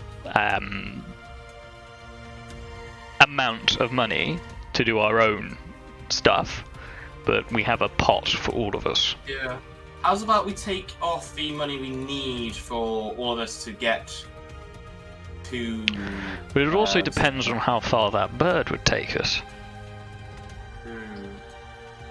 If we went to a town, we could always get a cart from a town on the way. I don't know of any towns that have sort of ports along the way. I believe the rest. This is the only port town on the way to Abermay. I guess it also depends on what items we may find here as well. That you might have for sale. It might well be beneficial for us to get magical weapons. So you were seeming to be very much struggling in dealing damage to that creature. We agree. Does he have any magical So melee weapons? I will tell you, just looking at the map, the bird with all of you on it would get you to Akon Fenve. Okay. What if I use Shillelagh on a staff that's already magical? I don't believe you get the benefits of it. Trouble is, I think Okay. if we use the bird to get us somewhere, that'd be basically spending 2,500. Yeah, it would effectively be spending 2,500. So. It also really, cost you. It'd also spare you the cost of the boat. So actually, it probably would be cheaper to go by boat. It'd be cheaper to go by boat and to keep that for in a pinch. Yeah. Alright, so I'll probably say, yeah, let's The way take that it off works, though, remember, is you summon a creature. You then all have to get to that creature in order for it to fly away. Okay. But it wouldn't be an immediate. I'm conjuring this, and we're all fucking off. That's fine. It would be a still play out time. I am thinking about sort of heading to the Temple of Ogma to see if I've received a reply from my father. Fine, we can get onto that. Wait, so, am I taking the potions off of you? I mean, I am yes, happy to take any other oddities that you may have at all. I'm happy to sell the 35. I'm happy to sell my several potions I had for the 3,500. Owen, is it possible to take off the money for transport now? That way we just say in kind. You can put it to one side, yeah. Okay. So it's 200 gold each. 200 gold each. And in fact, Hikivim will put the money in for Malaya as well. Okay, so that's. So Hikivim now has 37 gold. So he's already spent all of that. Okay, that's fine. He has 37 gold total, and he will say, I am keeping the rest of this for myself. Keep the rest of his share, or wait, what? I suggest that we put the share of that into a pot, a group fund. Yeah. But I am keeping this 37 gold for myself. So he's on 37 after spending his 400. I guess, 400. Right? Malaya doesn't need to put anything in, but Malaya will contribute to a group fund if needed. She has 150 gold, I think. Okay, that's fine. Yeah, 151, 1 silver. So that leaves 3 of us times 200, 600 out of the pot. So 3,500 minus 600. Well, I think you all have enough to pay for it anyway, don't you? No. You don't have 200. No, I have 147. 147. I've got. Malaya will give you the remainder. Enough. You've got just enough to pay 200, haven't you? Yeah, I got 214 gold. Fine. I got 306. Just take 200 and just ignore that. Malaya will give you the extra money, Vine, to mark you up. Okay. And I think you have enough anyway, Squish. You had 300 or something, didn't you? Yeah. So I wouldn't worry about that. Okay, hang on. So you're getting 3,500 gold at the minute. Okay, so everyone take off 200 gold for their things, right? So how much does Malaya need to give you to get you back up? Well, I've currently got 144 gold, but altogether I've got 147 because 147 gold. Yeah. Okay, so that means she needs to give you 53. Yeah. One sec, I'll just add 53. Right, Well, just remove all of it. Oh yeah, I can just remove all of it, can't Because I? you're paying 200 gold to get the boat. Yeah. I've also been thinking before we leave, I want to get myself a cloak. Like, just a standard sort of nondescript cloak. Oh, that'll cost you silvers, so yeah, we can figure that out another time. Yeah. That's fine. Yeah. I think the real question is who's going to be looking after money, because I don't think Ragnar's not the best person to help. Have you taken 200 off of yourself as well, Squish? I've taken 200 off of mine, yeah. Okay. I've taken 200 off of mine. So that's 3,500 gold. 3,500 gold. Who's keeping all of it? I mean, if we need more, I have 98 gold left. So if we need to put more in to maybe purchase a weapon for somebody or armor for someone, then we can do that. Saldisa is quite responsible with money. He is a noble. I reckon let's take 500 off of the 3,500 and divide that between each other and keep the 3 grand as a shared pot. That way we can have a bit of money from it for us to look after ourselves, but still have a communal pot that we all agree on to spend. Okay. Okay. And let's say all the money we get, we half and put half into the pot. Yeah, we can do that. Okay. Well, you haven't. He does also have magical items. If you want to purchase some magical items. Hang on. So. Okay, so yeah, let's keep the 3,500 as it is. Don't add anything else in. Let's see what he has. I was going to say I'd wait until you see what he's got and see what you want to spend first. Actually, quick question, Owen. Yes. My Morningstar wasn't magic anymore after having the spell gone. It's not magical full stop. It just can store a magical spell. Right, okay. But it's not a non-magic weapon, but it can store a magical spell in it. And you can cast that magical spell. Can I offer my Dark Silver Morningstar in trade and possibly with addition of some money to find out if he can give me a, say, a +1 Morningstar or +1 melee weapon? Either one-handed or two-handed. This is an interesting material. I've never seen this material before, so I do not know how much it is worth. I'm afraid, Master Dwarf. I would, without knowing what the material is worth, I would only be able to give you the cost of a standard Morningstar, which would be somewhere in the range of about 30 gold, I believe. What if I actually do know a little bit about the metal that's inside the Morningstar and my blowgun. Do you know how much it is worth? I don't know how much it's worth, but I do know it has magical properties. Like, it has the ability to store a spell in it. Yes. There are multiple different items that do very similar, I'm afraid. I wouldn't be able to give you much more than a standard Morningstar without knowing how much. This material has never been seen or used before in Inveria, so. Can Saldista roll something to, if he knows about Dark Silver, he must be able to maybe get a guess. Sadly, the only person I know of who worked with this material is dead. I got a chunk of that material from Ibra, and as we know, Ibra's basically dead. No, but you said you know about the material, so I knew properties about it.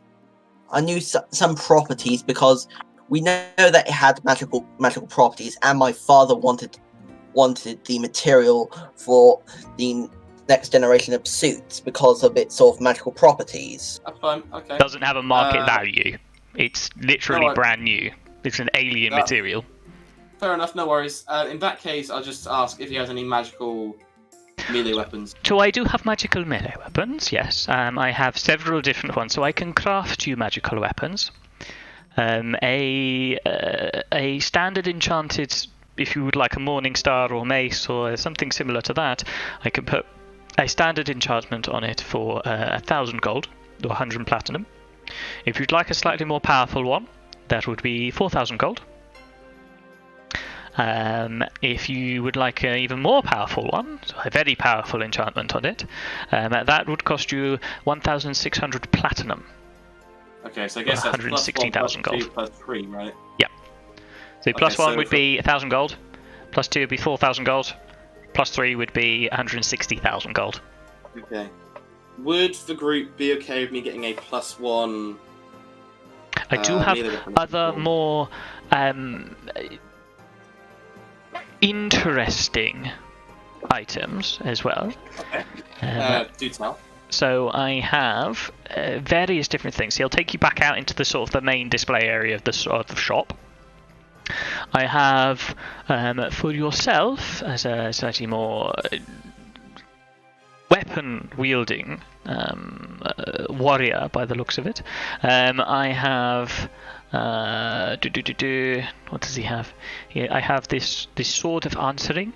I have the defender. He points out a couple of swords. I can't remember if the Holy Avenger is a mace or not. Let me have a look. Is the defender another sort of sword? Are these all types of swords? These are all, well, they're not all types of swords. I think they're mostly swords. I think the sword of answering, the defender is another type of sword. I'm just trying to figure out if the Holy Avenger is a sword or something else. Yeah, swords aren't strength based, right? They're something else. No, they can be. Can be, right? Have a look. I think it's a short sword. Oh yeah, true. I've got my sword still. Have a look at that. Does that say you can use your strength? I think it's a versatile weapon, so you can use strength or dex. Short sword. It is piercing. I can't quite see. I doubt you can afford either of those, however, sadly. Fair enough. Holy Avenger is another sword. Yes, another sword. Holy Avenger is another sword. Do you have some magical arrows? Like I can create magical arrows, yes. So it's sort of standard enchantments on arrows. For each arrow is 25 gold. Or more powerful, +2 is 100 gold for each arrow. And for the most powerful enchantment I can put on it, so +3, is 400 gold per arrow. We'll stick with your +1s. Or ammunition, I should say. He also has... I don't think there's any sort of like mace or anything like that he's got. I have a trident here, very interesting trident. It allows you to command underwater creatures. The trident of fish command. how much does 4 + 1 arrows cost? Well, for 25 gold each would be 100 gold. Okay, so I'd ask the group if it's possible for me to get a +1 melee weapon. Would you guys be okay with that? I'll be okay with that. I think it'd be a good hand, but I think it'd be useful in case we come across a magical only. Although, I do have... this again probably above your price range. I do have a flame tongue, which is a sword. It's called. It's a one-handed weapon. It's actually any sword really, but I'd say it's a one-handed sword. It's a long sword, I'll say. While the swords, you can speak the command word, causing flames to erupt from the end of the blade. These flames shed bright light in a 40-foot radius and dim light for an additional 40 feet. While the sword is ablaze... I thought this was teasing us. Yeah, well, you could afford it if you sold the token. It deals an extra 2d6 of fire damage to any target it hits. The flame lasts until you use a bonus action to speak the command word again, or you drop or sheath the sword. How much would that cost? That costs you 5,000 gold, 500 platinum. Wow. So the +1 arrows cost, like for 4 it 100 gold. It's 25 gold each, Ashley, for each arrow. Yeah, but that sword is way too much just for a weapon like that. Yeah, I think so.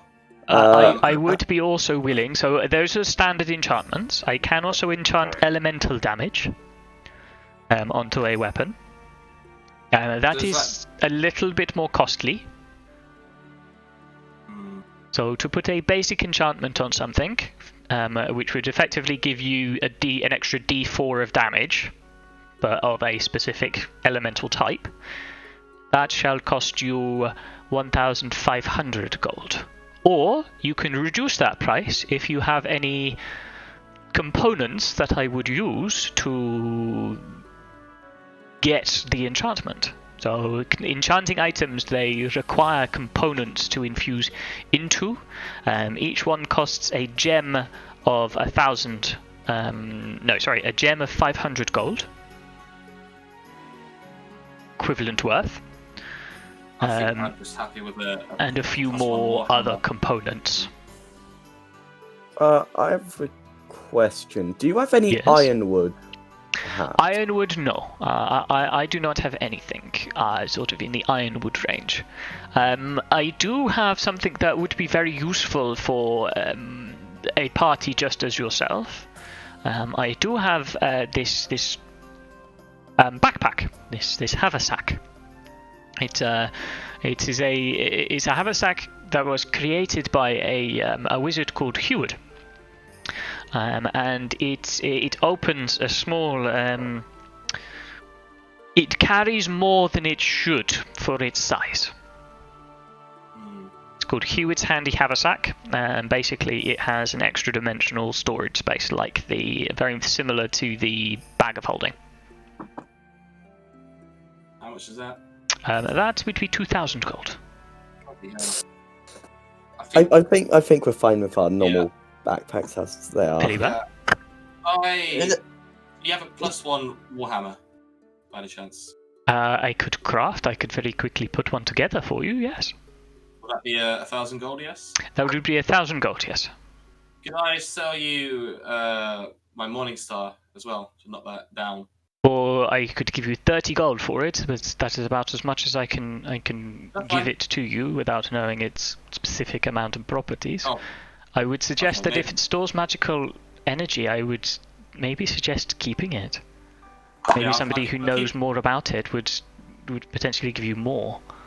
I'll keep it for now, then. If the party's in agreement for me to... Would you like me to read you the list of everything that he's got? No. Because he's got not literally everything, but there is a lot of stuff that he has. Are you able to give us the list where we can just read? So, how much money do we have in the sort of pot? We've got 3,500. Can we share? There we go. I've not taken any money off to give to ourselves to share from it yet. Oh, Owen's going to share. There you go. If you look on Discord, that's the list. That's everything. That's everything. Right, weapon +1. Oh god. We want to get some potions as well. If he has any healing potions? Yeah, he's got potions of healing. Okay, we've got 6 of those. I think we should definitely try and get those. Probably get all of them, really, if possible. A +1 weapon, so that'll probably be my +1. The PP obviously means platinum. Do +1 bows exist? Mm-hmm. Are they more expensive than normal weapons, or...? No, it's just a standard weapon. Oh, fair enough. It's just a +1 weapon, isn't it? So you could get Ashley could get a +1 bow. Or you could use that always, Ashley, I guess. Yeah, and that would any ammunition that's fired from a magical weapon is automatically magical. Hang on, we've got +2 blow dart ammo as well. You do, yeah. We don't have a blow dart gun, do we? I do actually. He does have a blowgun. Yeah. He has his dark silver blowgun. Question is, we may be valuable to sell this bag of them, and then maybe get you a +1. So how many did I give you? I gave you 20, didn't I? Yeah. So 20. Yeah, so he would buy them for 70 gold each. So 70 gold each. Yeah. Wait, it makes sense because it needs to spend a profit on him. Yeah. 70 gold each. So 70 times 20 would be 1,400. 1,400 gold pieces. That'd be really nice, wouldn't it? You could sell all of those blow darts. Yep. He'd happily take those off of you. Okay. Question is, you could probably buy yourself with that money, some more ammunition. Maybe some +2 arrows or +1 arrows and a new bow. Well, remember, if you wanted to go for the bow, you'd automatically get +1 to attack rolls and damage. Yeah. By using standard ammo. And if I use a +1 ammo, you'd get an extra +1 on top of that. It's that. I don't think I need to use I don't think I need to get any enchantments. Because the weapon I use mostly, I can enchant myself when in combat. You could get a +1 quarterstaff. Which would give you that +1 regardless. But it would cost quite a bit. I think I'll be fine. Cost 1,000 gold, yeah. To be honest, you use your spells more than anything else, to be honest, dude. Yeah, so. I use my spells and wild shape more, but if I'm in a pinch, I would use my quarterstaff. I'm going to use 100 gold pieces from the darts we sold to come up to add 4 +1 arrows to myself. So you're selling the darts, yeah? Yeah. But you're getting 4 +1 arrows. Yeah. So we'll give you 1,300 if you want to do that, and you can put 4 +1 arrows on. Yeah. I'm just getting a bow as well, a +1 bow. I'm going to put the rest of the money into the pot. I mean, I only need a grand, I think. I only want my +1 weapon, so I'd happily say we can get +1. Yeah. So your pot is now standing at. So you spent 1,000 on a weapon, and he will dig out a +1 morning star for you, so you can add a +1 morning star. So your pot is now standing at 3,800. Yeah, I think I'll get myself a +1 bow as well. Yep. So that'll take it down to 2,800. So you can add a +1 bow. In pot. Does Malaya want to buy anything? Does she want a slightly better weapon at all? Yeah, so a +1 longbow. And I'm going to sell the longbow I've got on me. Yeah, the longbow. How much? What does it say it's worth? It costs 50 gold pieces. 50 gold pieces for the longbow. He'll give you 40-ish. Yeah. I'm just trying to make sure we're doing the maths right here. So 4,900 to start. I think. Why 4,900? Because 1,000. Yeah. If you sell the darts, 4,900. Yeah. You spent 1,000. 1,000. So that's 2,000 for weapons. Yeah, 2,000 for weapons, and 100 for 100 ammo. +1 arrows. So that is 2,800. That's right. 2,800. Yep. But I think that's also minus 30 for my morning star. No. That's in off of the cost because I'm not selling my morning star. Never mind. You haven't sold your morning stars, Christian. I changed my mind. I think about that. It's fine. You want to sell your longbow for 40 gold? You can put 40 gold into the pot. Yeah. Okay, so that's 28.40. Communal.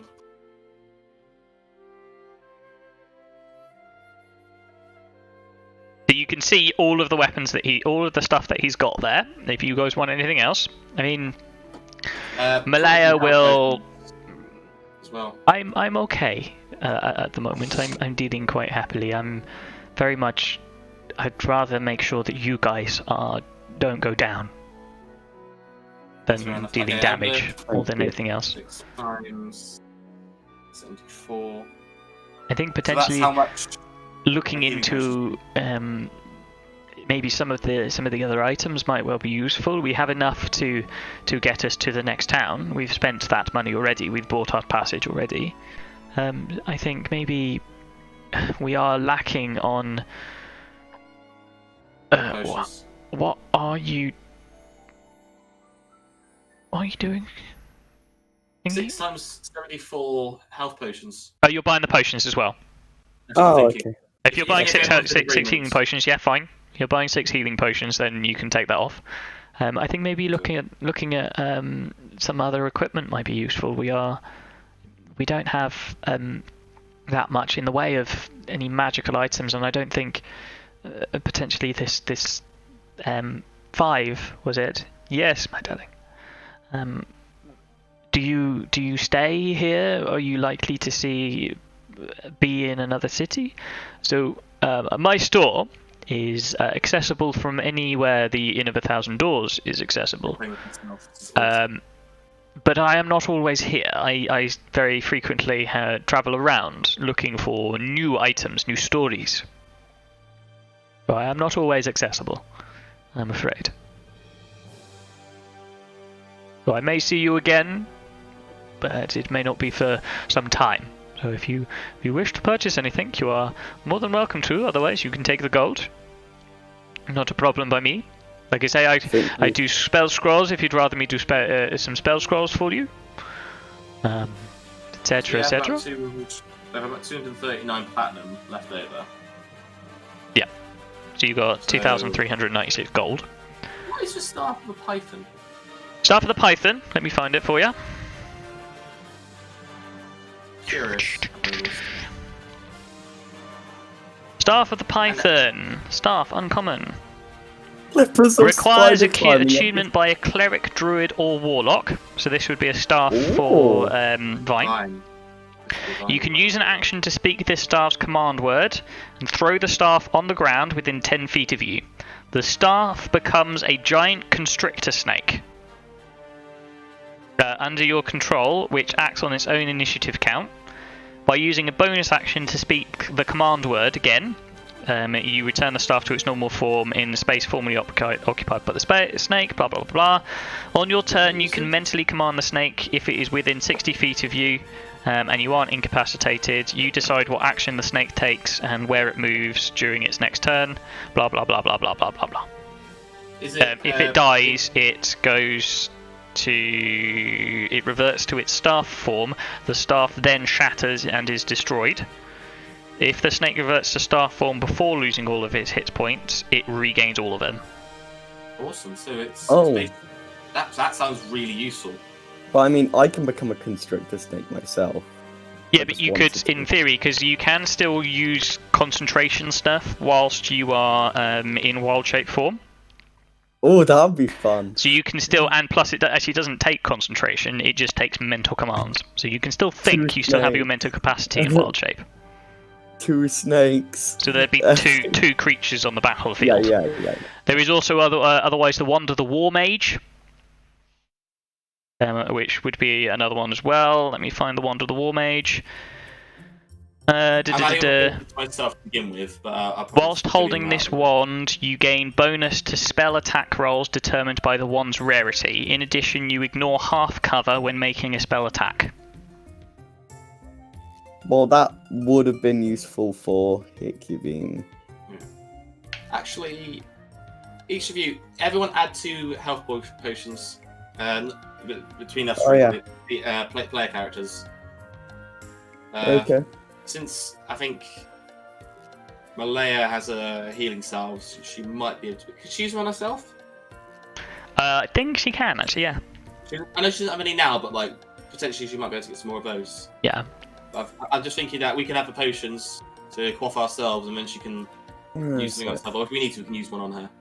One sec. I found Circlet of Blasting will also be another one that might be interesting. Hang on, let me get so I'm adding items, and I found Potion of Healing Greater, Potion of Health. No, Elixir of Health, sorry. You need to look under gear, not potions. Oh, okay. Doesn't count as a potion on D&D Beyond. Yeah. Circlet of Blasting. Whilst wearing this circlet, you can use an action to cast the Scorching Ray spell with it. When you make the spell's attack, you do so with an attack bonus of +5. The circlet can't be used this way again until the next dawn. So that's 1,500. That's the Circlet of Blasting. There's other various bits and pieces. The wind fan. Basically, look at anything on that list. If it's within your price range, I'll tell you what it does.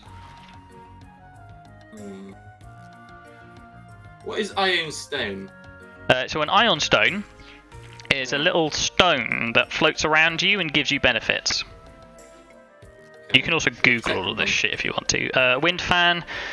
You can use an action to cast the Gust of Wind spell at a spell save DC 13. Once used, it shouldn't be used again until the next dawn. Each time it is used again before then, it has a cumulative 20% chance of not working and tearing into useless non-magical tatters. Ion stones. What is the cyclical blasting? I need to. That's the one that casts Scorching Ray once a day. Oh, okay. Yeah. I read that one out, but you were probably focusing on something else. Ion stones. Let me tell you what an ion stone does. Ultimate Evil sounds a bit ominous. Yes, that is a very interesting item. I believe you have to have a certain constitution to use it. Yeah. Sphere of Annihilation sounds awesome. What, the Sphere of Annihilation? Yeah, as far as I'm aware, the Sphere of Annihilation is epic. One hit kill every time. I don't know, let me find it and I'll tell you what it does in a minute. Yeah. Let me find what the ion stones do. Yeah. Also, Iron Stone is named after Iron... well, it should actually be called Ogma Stone on this. Yeah. It's named after the Ogma, god of knowledge, prophecy, blah blah blah blah. Many different types exist and do various different things. I'm guessing it basically adds to attributes. Yeah, when you use an action to toss one of these stones into the air, the stone orbits your head at a distance of 1d3 feet and confers the benefit of you. Thereafter, another creature must use an action to grasp or net the stone to separate it from you, either by making a successful attack roll, AC 24, or a successful DC 24 dex check. You can use an action to seize and stow the stone, ending its effect. So it's reusable. It has AC of 24, here 10 hit points, resistance to all damage, and it is considered to be an object that is being worn whilst it orbits your head. So there's two. There's protection. There's intellect. So protection is gain a +1 to AC whilst using this Dusty Rose Prism. Yeah. And the intellect one is intellect one. Your intelligence score increases by 2 to a maximum of 20. Fair enough. That's interesting. Okay. I'll probably say though, Ryan, if you want to, take the stuff of Python. That or the Wand of the War Mage would be very useful for you. That seems to almost be screaming your name. Yes. Well, then I'll find Sphere of Annihilation for you, just out of interest. I'll take the Staff of the Python. Okay, so that's down to 396 communal. That's 1,500. One sec. I'll manage equipment. Right. Okay. Sphere of Annihilation. Read you this. There's a 2-foot diameter black sphere. And is a hole in the multiverse, hovering in space, stabilized by a magical field that surrounds it. The sphere obliterates all matter it passes through, and all matter that passes through it. Artifacts are the exception. Unless an artifact is susceptible to damage from a Sphere of Annihilation, it passes through the sphere unscathed. Anything else that touches the sphere but isn't wholly engulfed and obliterated by it takes 4d10 force damage. The sphere is stationary until someone controls it. If you're within 60 feet of an uncontrolled sphere, you can make an action to make a DC 25 Intelligence Arcana check. On a success, the sphere levitates in one direction of your choice, up to a number of feet equal to 5 times your intelligence modifier, blah blah blah blah blah blah blah, etc. etc.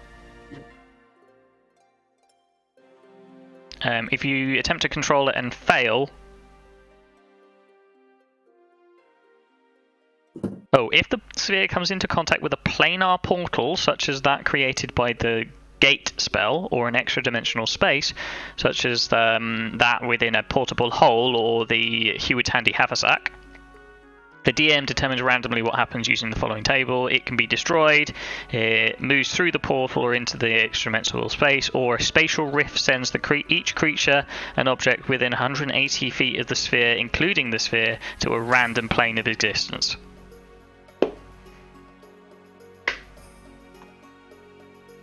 Up to you. What you want to do? Oh wait, we've already bought the python. You already bought the python. You don't want the handy haversack? Don't want a bag of holding? No, I think. No. Wait. Oh, true. You can either get the bag of holding or the. You can afford the bag of holding. You can afford the Heward's handy haversack as well. It's only 2,000 gold. Wait. So, by attunement, does that mean like when I attune it listens to me? No, you have to spend time to attune to the weapon in order to actually use its abilities. Oh, okay. Oh. So you have to spend like an hour, I think, is like a short rest's worth of time with it in order to understand and know how to use its abilities.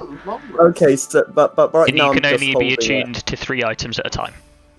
Yeah. Okay, but right now I'm just like holding it, looking at it, Yeah. seeing how. So you like... can't use its abilities just yet until you spend time with it. Okay. So, who's holding on to the 396 leftover communal money? Do you go for the staff, are you? Sorry? I think Zeldisa should. Yeah. Okay, Like, so he you has decide had amongst yourselves. I'm experience going to go for a wee quick. I'll be back in a sec. Cider. Yeah. Oh, I'm really excited about the staff. I'm like right now. I think my character would just be like holding it, looking at it, and just going, "Oh my god, it looks amazing." Yeah, Ashley, decide how you want to hold on to that, either via a note or via the actual money itself. It might be easier to keep it separate to avoid dipping into the money. okay. So I was probably going to put on my journal 396 communal gold. Basically, here's what a constrictor snake can do. By the way, it's hit. Wait, do we have enough money to make the trip? So we've already paid for that because we all paid for that individually. Yeah. Okay. Wait, did you take away 200 gold from yourself, Ashley, for that? Yes, I did. Yeah, that's fine then. It's all good. Do you figured yourselves out? I can read it. I say, if you want to know what things do, I can tell you what they do. Yeah. So if you'd like to know what the handy haversack does, I can tell you. I think you already told us it's basically like a big bag. It kind of is. Let me read the specifics for you, because it is a very useful item. Well, admittedly, we don't really have the money left to spend on anything, so... No, I mean, if you wanted to take it instead of the staff. Yeah. Backpack has a central pouch and 2 side pouches, each of which is an extra dimensional space. Each side pouch can hold 20 pounds of material, not exceeding a volume of 2 cubic feet.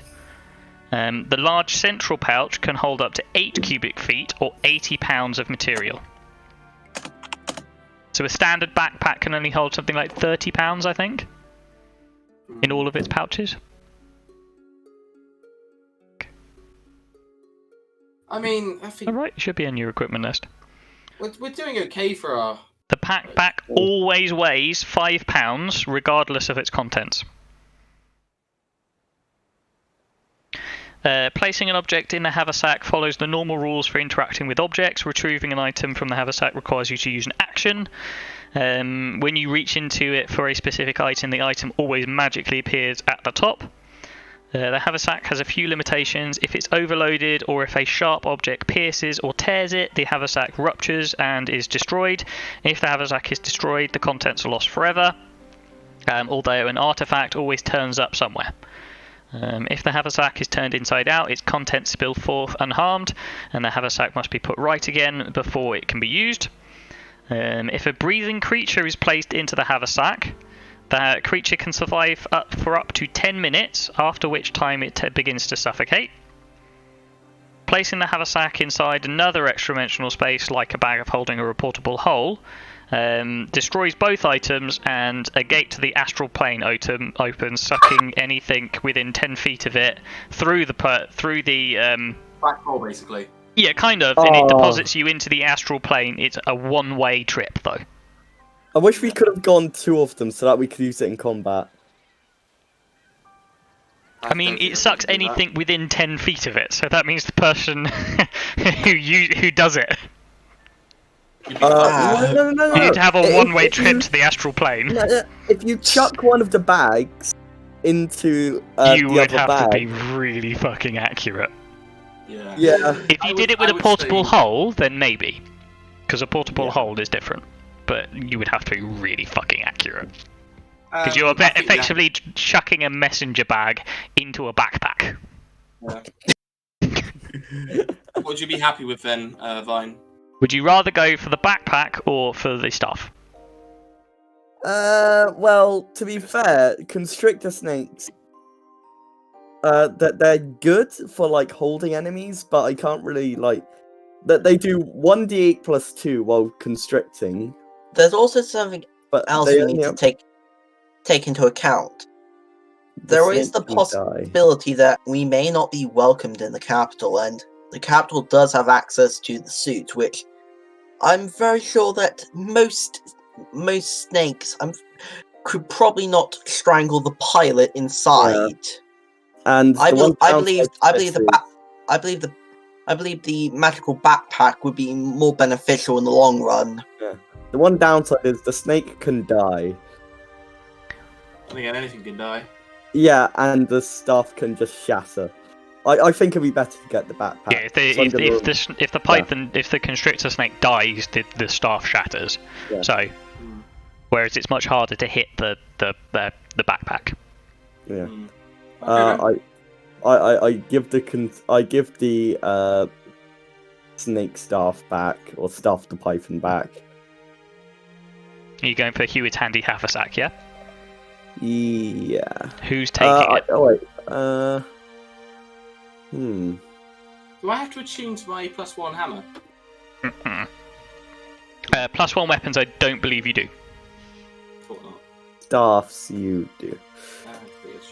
Let me check that for you. I don't know. Yeah, it'll come up as items requiring attunement. Yeah, it should say if it requires it or not. Yeah, it doesn't require. There you go then. Okay, that's good. So actually, you must be feeling pretty nice now. What's your base roll now with a +1 to your arrow and your bow? Okay, so it's a to hit +9 without you. So it's a hit +9. So, and does it get a +1 from the arrow I use? Yes, if you use the arrow, then yeah, it would. So by default, you hit anything that is DC 10. Yeah. Yeah. Fucking hell, MV. And you do +2 damage. Well. Yeah. And people say that Ranger is bad. No, Ranger is fucking overpowered, especially if you take Colossus Slayer. Colossus Slayer is like the most overpowered class in the game. Yeah. But the problem that you have is if you have multiple like smaller enemies, because at that point your Colossus Slayer is basically useless. Yeah. What's base damage then actually at the moment? Base damage 1d8 plus 5. So 5. Yeah. Well, technically 6 if I roll a 1. It does a minimum of 1 with his d8, so it's 6 damage a shot. Is that including your +1 from your arrow as well? That's if he uses his arrows. Remember, Squish, he's got a mixture. Yeah, so if I'm using a you've got, +1 arrow, like 9 arrows, yeah? 9 +1s? Let me just have a look. I have 12. +1s? Okay. Yeah, 12 +1s and 8 regulars. I would say as well, if you wanted to get maybe a +2. Who's holding the haversack? Yeah, that's my question. Who's taking the haversack? Because currently, I would suggest that Vine is pretty useless to take it, because as soon as he enters wild shape, it basically disappears. Oh dear. So I would suggest somebody else do it. I personally, if you want my opinion, I'd give it to Malaya or Seldisa. Yeah, because Seldisa, you keep at range, so it'll be useful for you to have it. If you have it on you, do you have to have checks against you when you get hit to see if it gets hit? I mean, no. Unless somebody's targeting it specifically, I'd just say that they wouldn't get hit. Okay. Because it's not a big, like a big item. Fair enough. No. So Leia, do you want it? I would suggest that you take it, actually, Saldisa. Okay. Also, yeah, I just wanted to say, thank you for not having it so that I had to get naked before I wild shaped so that all my equipment didn't get destroyed. Oh god, no. No, that would just be a pain. Because like I have seen that could have been a possibility because there's a lot of different things you could do with it. No, and I'm just that like, would just be oh a no. pain in the ass. Yeah. Yeah, so it is the... Again, mate. You what? So And you're attenuating a little bit again. I shouldn't be, I turned it off. it says, is it the handy Must be on your end. haversack? It's Hewitt's handy haversack, yeah. Yeah, so I found a handy haversack. That should be the one, yeah? Yeah. Let me have a look. It's Pop it a onto your wondrous item. Yeah, pop it onto your character sheet and I'll check, see if it is the right one. Okay. That's good. So Ashley's taking care of the rest of the communal gold, and I guess we can just go on from here. Yeah, so the current communal gold we have is... 396. Okay. Yeah, I sorted that in my journal. And we've all added 2 health potions. Yep. Yeah. Cool, good. I think we're ready to maybe get another job or something, possibly. Yeah, I think we should Yeah, do that's the another right just one. to get like some pocket gold You'd have to before we equip leave. it if you want to use it, though. Sorry? Luckily, I'm talking the to Temple of Ogmar is close to the job board. Oh, and I didn't quite catch you, I think. I think it's on your end, Squishy. It's not mine. Are you guys also hearing Owen go quiet every now and again? Yeah, like Sometimes. I mean, I'm talking. I am pausing to talk, because I'm pausing to let you guys talk, but... Yeah.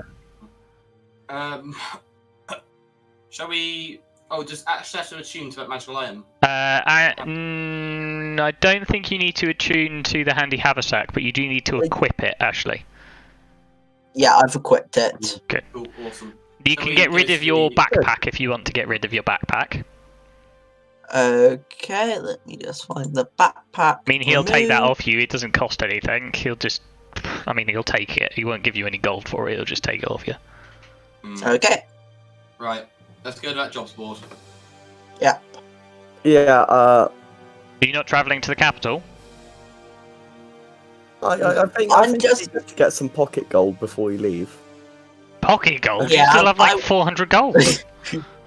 Yeah, no, but that's in our pot. We need something like if we ever wanted to like.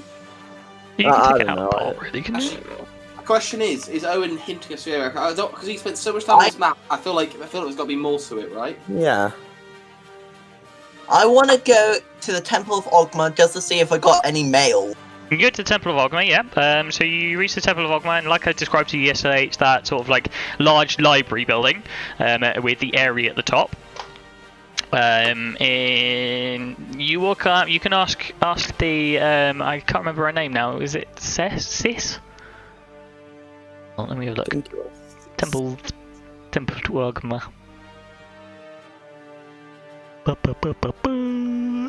Yes, Sis. The female, the or one of the just clerks will just tell you that no, there isn't any further communications from for any of you actually. Shall we? Thank you very much, sis. Well, we have enough to hop on a ship. Shall we do it? Up to you. Also, while we're walking to go to the ship, I want to get myself a nondescript cloak. Yeah, you can do that. I'll say you don't need to worry about money for that. It's because it doesn't cost you anything, but it costs you coppers. So I wouldn't bother with that. Should I add it to my inventory? No, it wouldn't bother. Just because it's like a. Probably do it It's to just character clothing. description. You've got standard clothing already, so Yeah. Description of anything, Ashley. yeah, you don't really need to worry too much about that. Yeah. I mean, Right. any other place you can do is any other thing that you could do that I would suggest is maybe find out what happened to Hydra. Oh yeah.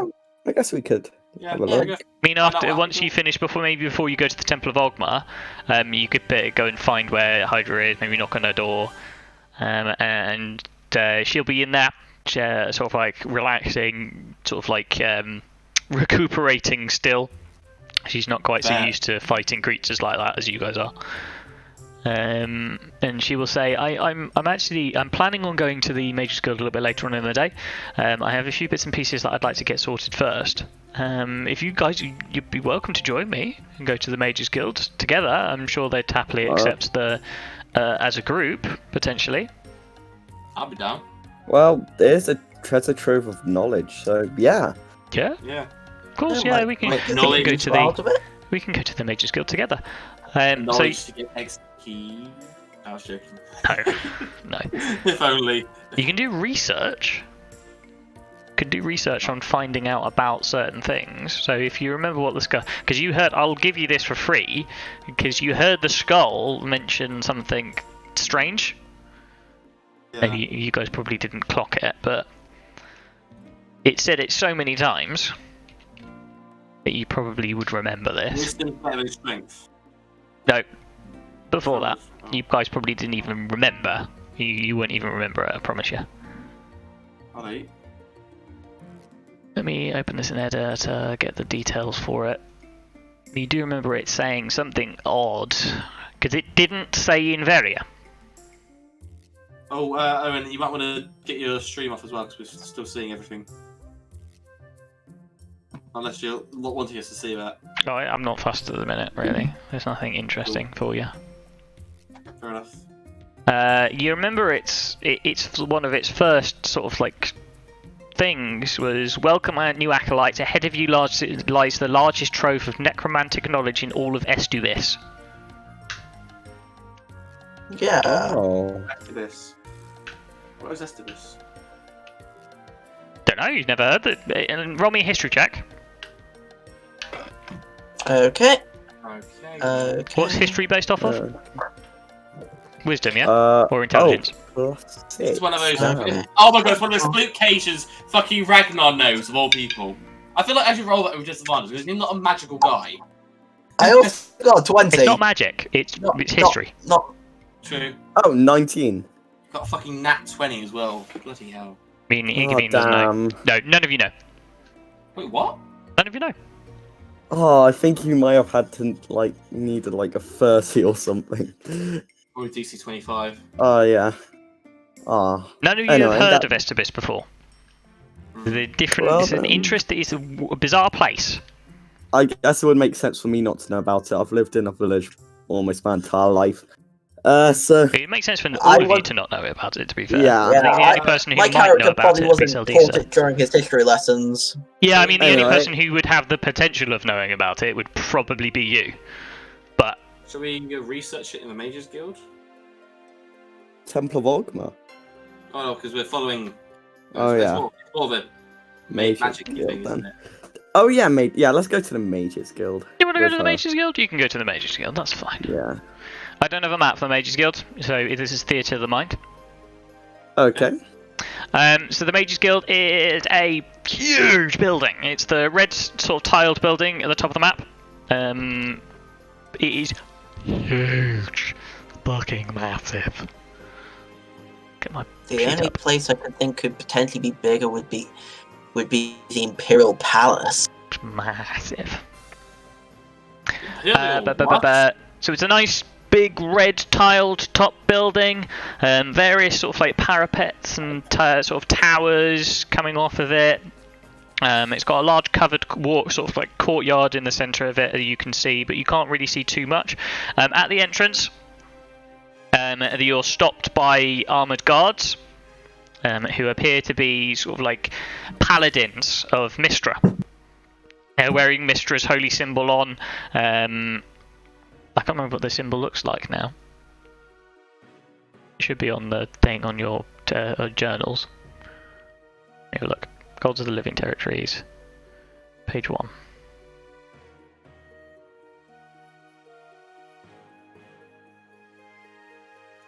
And it's not loading for me. Joy. Lovely. Thank you. It's not loading for me either. That's interesting. I don't know why it's not loading. I'll fix that. That's usually resource missing. Oh, it's a circle of 7 stars. There we go.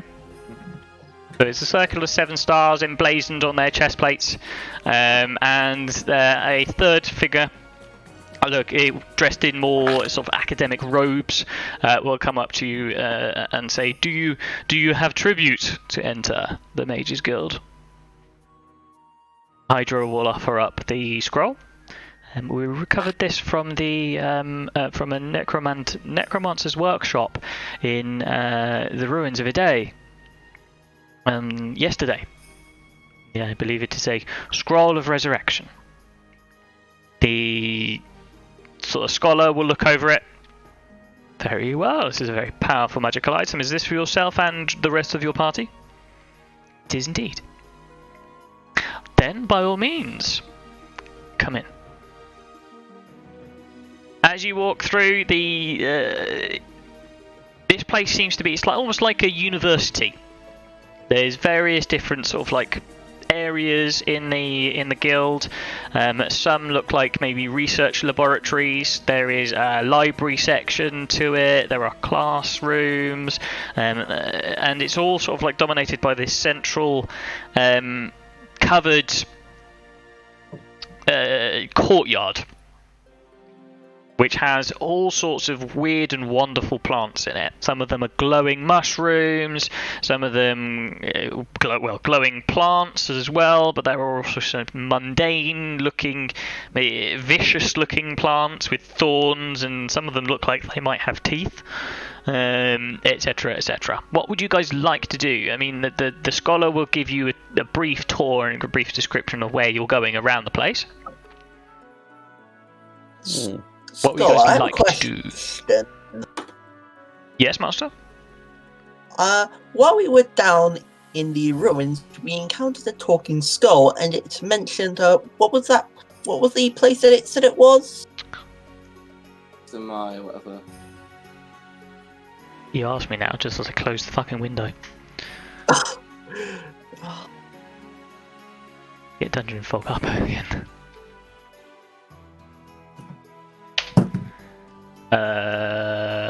My maps. This one. Come on, hurry up. Load. Estubis. Yeah. Excubisc. Estubis. Estubis. Estubis? That's it. Estubis. Yeah. Estubis. Yeah. You know what I mean. Yeah, I know what you mean. Yeah.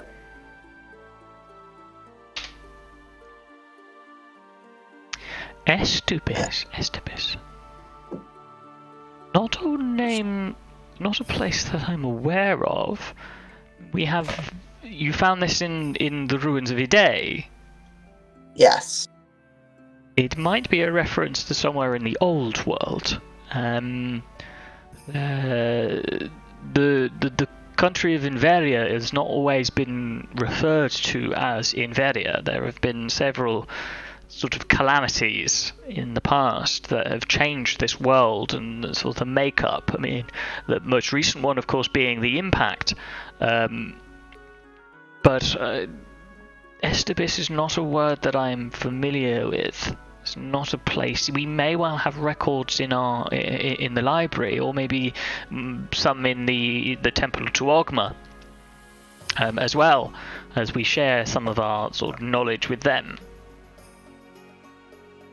You are, of course, free now that you have paid entry. You are, of course, free. I will get you inducted. I'll take paperwork for you. You just need to sign a few forms, put names down, and we will give you some identifications. You will be, sadly, fairly low down on the ranking. You would be sort of like just simple scholars. I'm a mage? Not a mage per se, Master Dwarf, but you have access to our facilities. Oh, that's grand!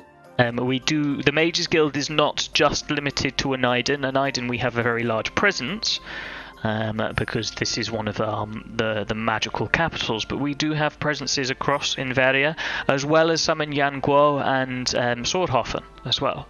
There are magical sites around the world, around the Living Territories, that give benefit to the guilds in terms of research. So we do have various different sites. You would gain access to all of those with this title. Really? What are the perks of it of the rank? Very little for a low rank, which is where you would be entering. You would be an acolyte. How do I get a bigger rank? You would have to complete quests, larger quests, and give sort of like benefits to the guild itself. Not sexual, right? No, what? No. Things like doing research or investigating different magical sites. The scholar is looking very uncomfortable and very confused at everyone else in the party. Ikevime's just face palming at this point as well. I'm so sorry for my friend. Do you have any facilities for druidic magic? Yes, of course. We have several sort of druidic sections in the library. We also have various different classes, and there's some workshop space that you could potentially request. I might just do some research into different kinds of druidic magic then. We have several different aspects of it, yes. We have an entire section in our library of it. Most of our druids don't seem to like staying in our colleges very often, and when they do, they seem to prefer being in. We always have a garden spaces for them. We accept all kinds of magic, no matter how sort of arcane. So bardic knowledge we investigate a lot. We have bardic magic. We have some of our more hunters with their attunement to nature as well. Seem to work very closely with the druids. Druidic magic, of course, but then there's also the more innate magic. Those of us that have pledged our allegiances to beings of power as well also have their own sort of chapters, although we have a limit on that in terms of what powers can be pledged to, as many are more sort of hostile or insidious. And then there is also the learned of magic. In other words, there's rangers. We also have more religious powers as well. So basically, they look into paladins, clerics, rangers, druids, warlocks, and sorcerers and wizards. So nothing of use to me. Sadly not, unless you have any innate magic yourself. Nay. Can you teach me how to do a spell, though? You have to have a certain predisposition towards doing spells. I can teach you the theory behind it, but you have to have a certain connection.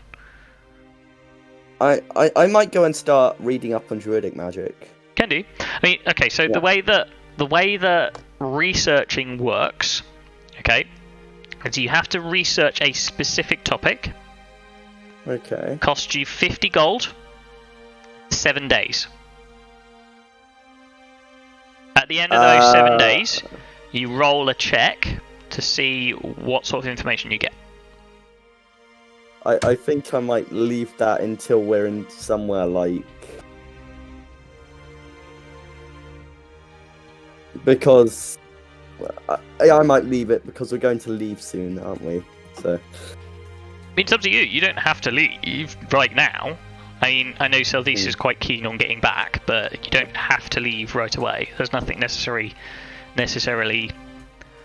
time pressing that you know of. Also, I put my character's signature in the chat. Yeah, silence now, yeah. I thought you would. Yeah. But otherwise, the scholar, if you want to go and wander around and have a bit of it... I mean, Hydra will very, very quickly go, thank you so much, my friends. If I meet you in the future, then I would gladly offer any assistance that I can. I mean, I plan on doing some research here into various different aspects of sort of more bardic magic and maybe doing some training in the classrooms. But I may well see you in the future. exploring various other different areas. I You say hope you're you'll- going to the capital, yes? Yes. So, Maybe we'll see you there then. I might Could you travel teach me a past there to song? do my pass my wear. Sorry? Can you teach me a song? Oh, I could certainly try, but it depends on your innate skill in performing that song. I can teach you a song. Not a problem. Ragnar really wants to be a mage. Hang on. I do have He wants to be a bard. I don't want to be a bard. You're a barbarian. Oh, I just realised I think I do have a proficiency in a single. Oh, come on! I swear I had a proficiency in a musical instrument. Can't remember. Come on, it doesn't matter. Yeah, I can teach you a song, Ragnar. Of course I can. All bards know music in or singing or performance in some way. I could teach you a song if you wanted, but again, it'd be down to your own performance of that song. You wouldn't get any benefits. It would simply be a tune. No. I just want to know something else to sing and hold. I can sing you I can teach you a song, and that's not a problem at all. And she can just teach you a new song. I'm not going to tell you what that song is because I haven't got a fucking song written out for you. Thank you. Because you're determined to try and make my life fucking difficult, aren't you? I turned to Malaya as well and say, do you need any more healer salves or healing kits? I could certainly have a look for some. We could go and purchase some. Might be worth doing that Yeah? at some point. I mean, I still have...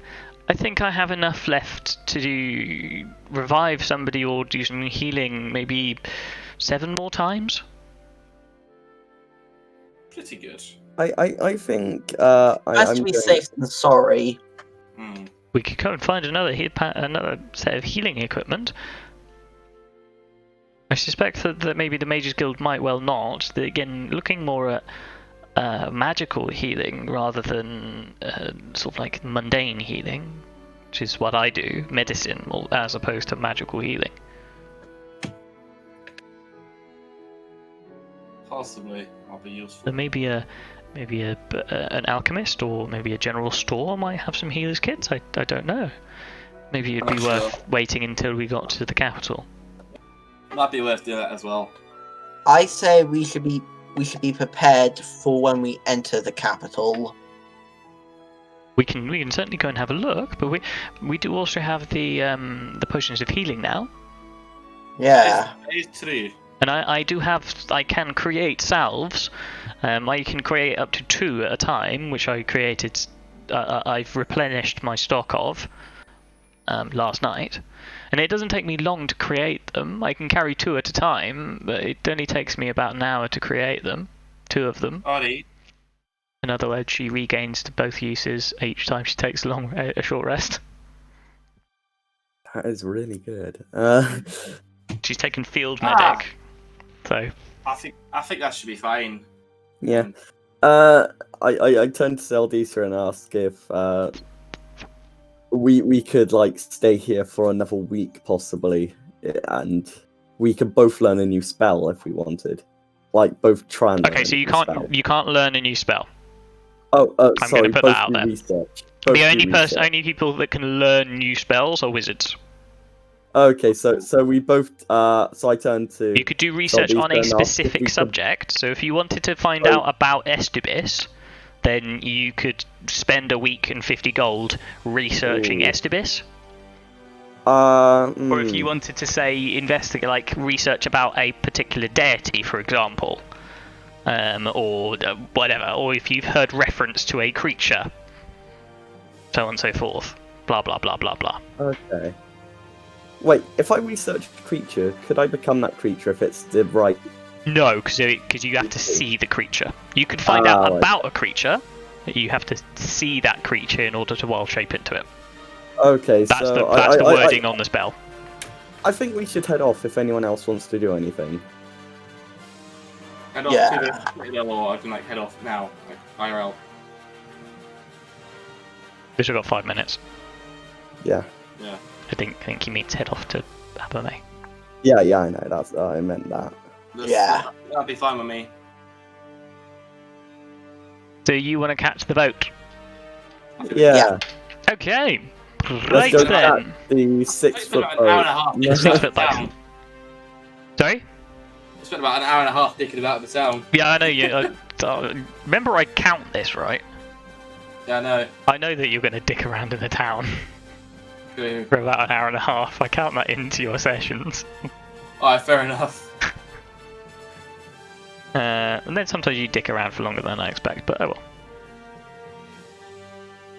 well. Travel calculator. Right. I'm excited to see. I would like somebody to roll me a D100, please. I'll do it.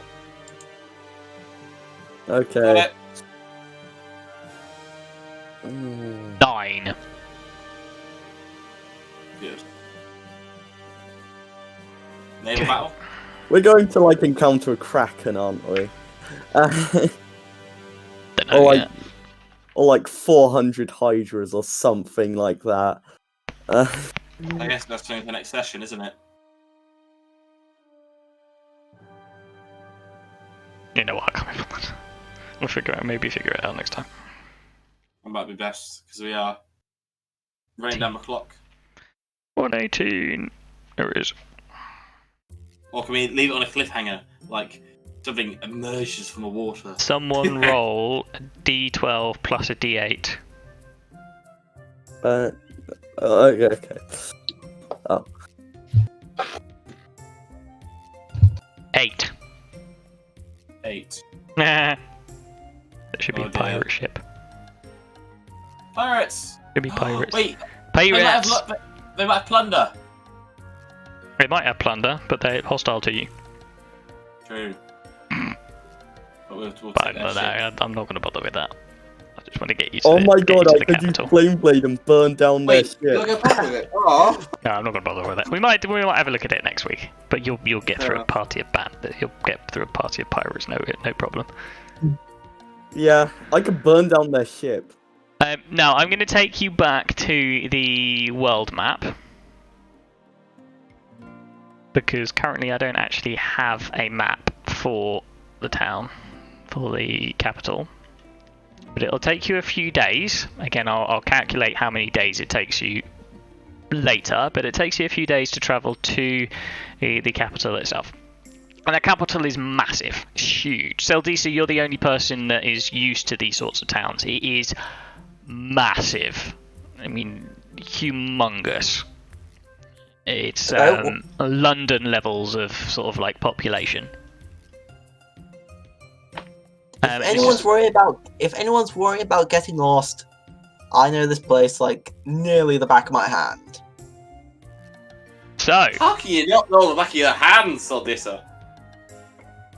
it's a city split into different quarters, sort of several different quarters. It's surrounded by slums. So it's surrounded by really shitty buildings. It's kind of very reminiscent of maybe Victorian London. So it's smoggy. The river, the canal that runs through it is polluted and disgusting brown water. There is smoke billowing across industrial sectors. It's generally not really a nice place to be. Especially if you live in the slums. The slums are even worse. There are some districts in the city that are much nicer, but they are very much the sort of the noble districts. As we have a couple of minutes left, as you arrive, you pay your taxes, entry taxes to get in. That's cut part of your costs. You get in, and as you walk in, you start noticing various different sort of notice boards and signs. On one of these notice boards, you see an advertisement for an upcoming execution. On it, the traitor House Freewin to be put to death tomorrow morning. And that's where we're going to finish for this week. So Odysseus' heart sinks. That's all it says on it. Well, It gives you a time and a place. Tomorrow morning, Traitor House Freewin will end. There is also actually, on there, you'll also notice, there is a bounty for anyone associated with a particular organisation. I will come up with that organisation's name. I'll dig it out of my notes next week for you, along with the posters and stuff like that. But the primary notice that you see is House Freewin to be put to death tomorrow morning. There's also a missing cat. Wait, House Freewin, the whole house? Just says House Freewin. Sorry, Traitor House Freewin to be executed tomorrow morning. I shoot Odysseus' steely gaze. Why? That's it, we're ending. That's it, that's the end of the stream. Yeah. Okay. It's 5 o'clock, end of the stream. We'll pick that up next week. So, that was a good session for you guys then. Very good session. You got some nice chunky bits of XP, you got some magic items. Sorry? The next session will determine my allegiance. Yes, it will. There will be some interesting things potentially happening next session, which might change some various different bits and pieces. And yeah, that's us done for the week then. So, everyone say goodbye and I'll shut the stream down. Bye. Bye-bye. See you next week if you've been watching to see the conclusion of maybe what happens to House Freewin. Come! See you later. Oh.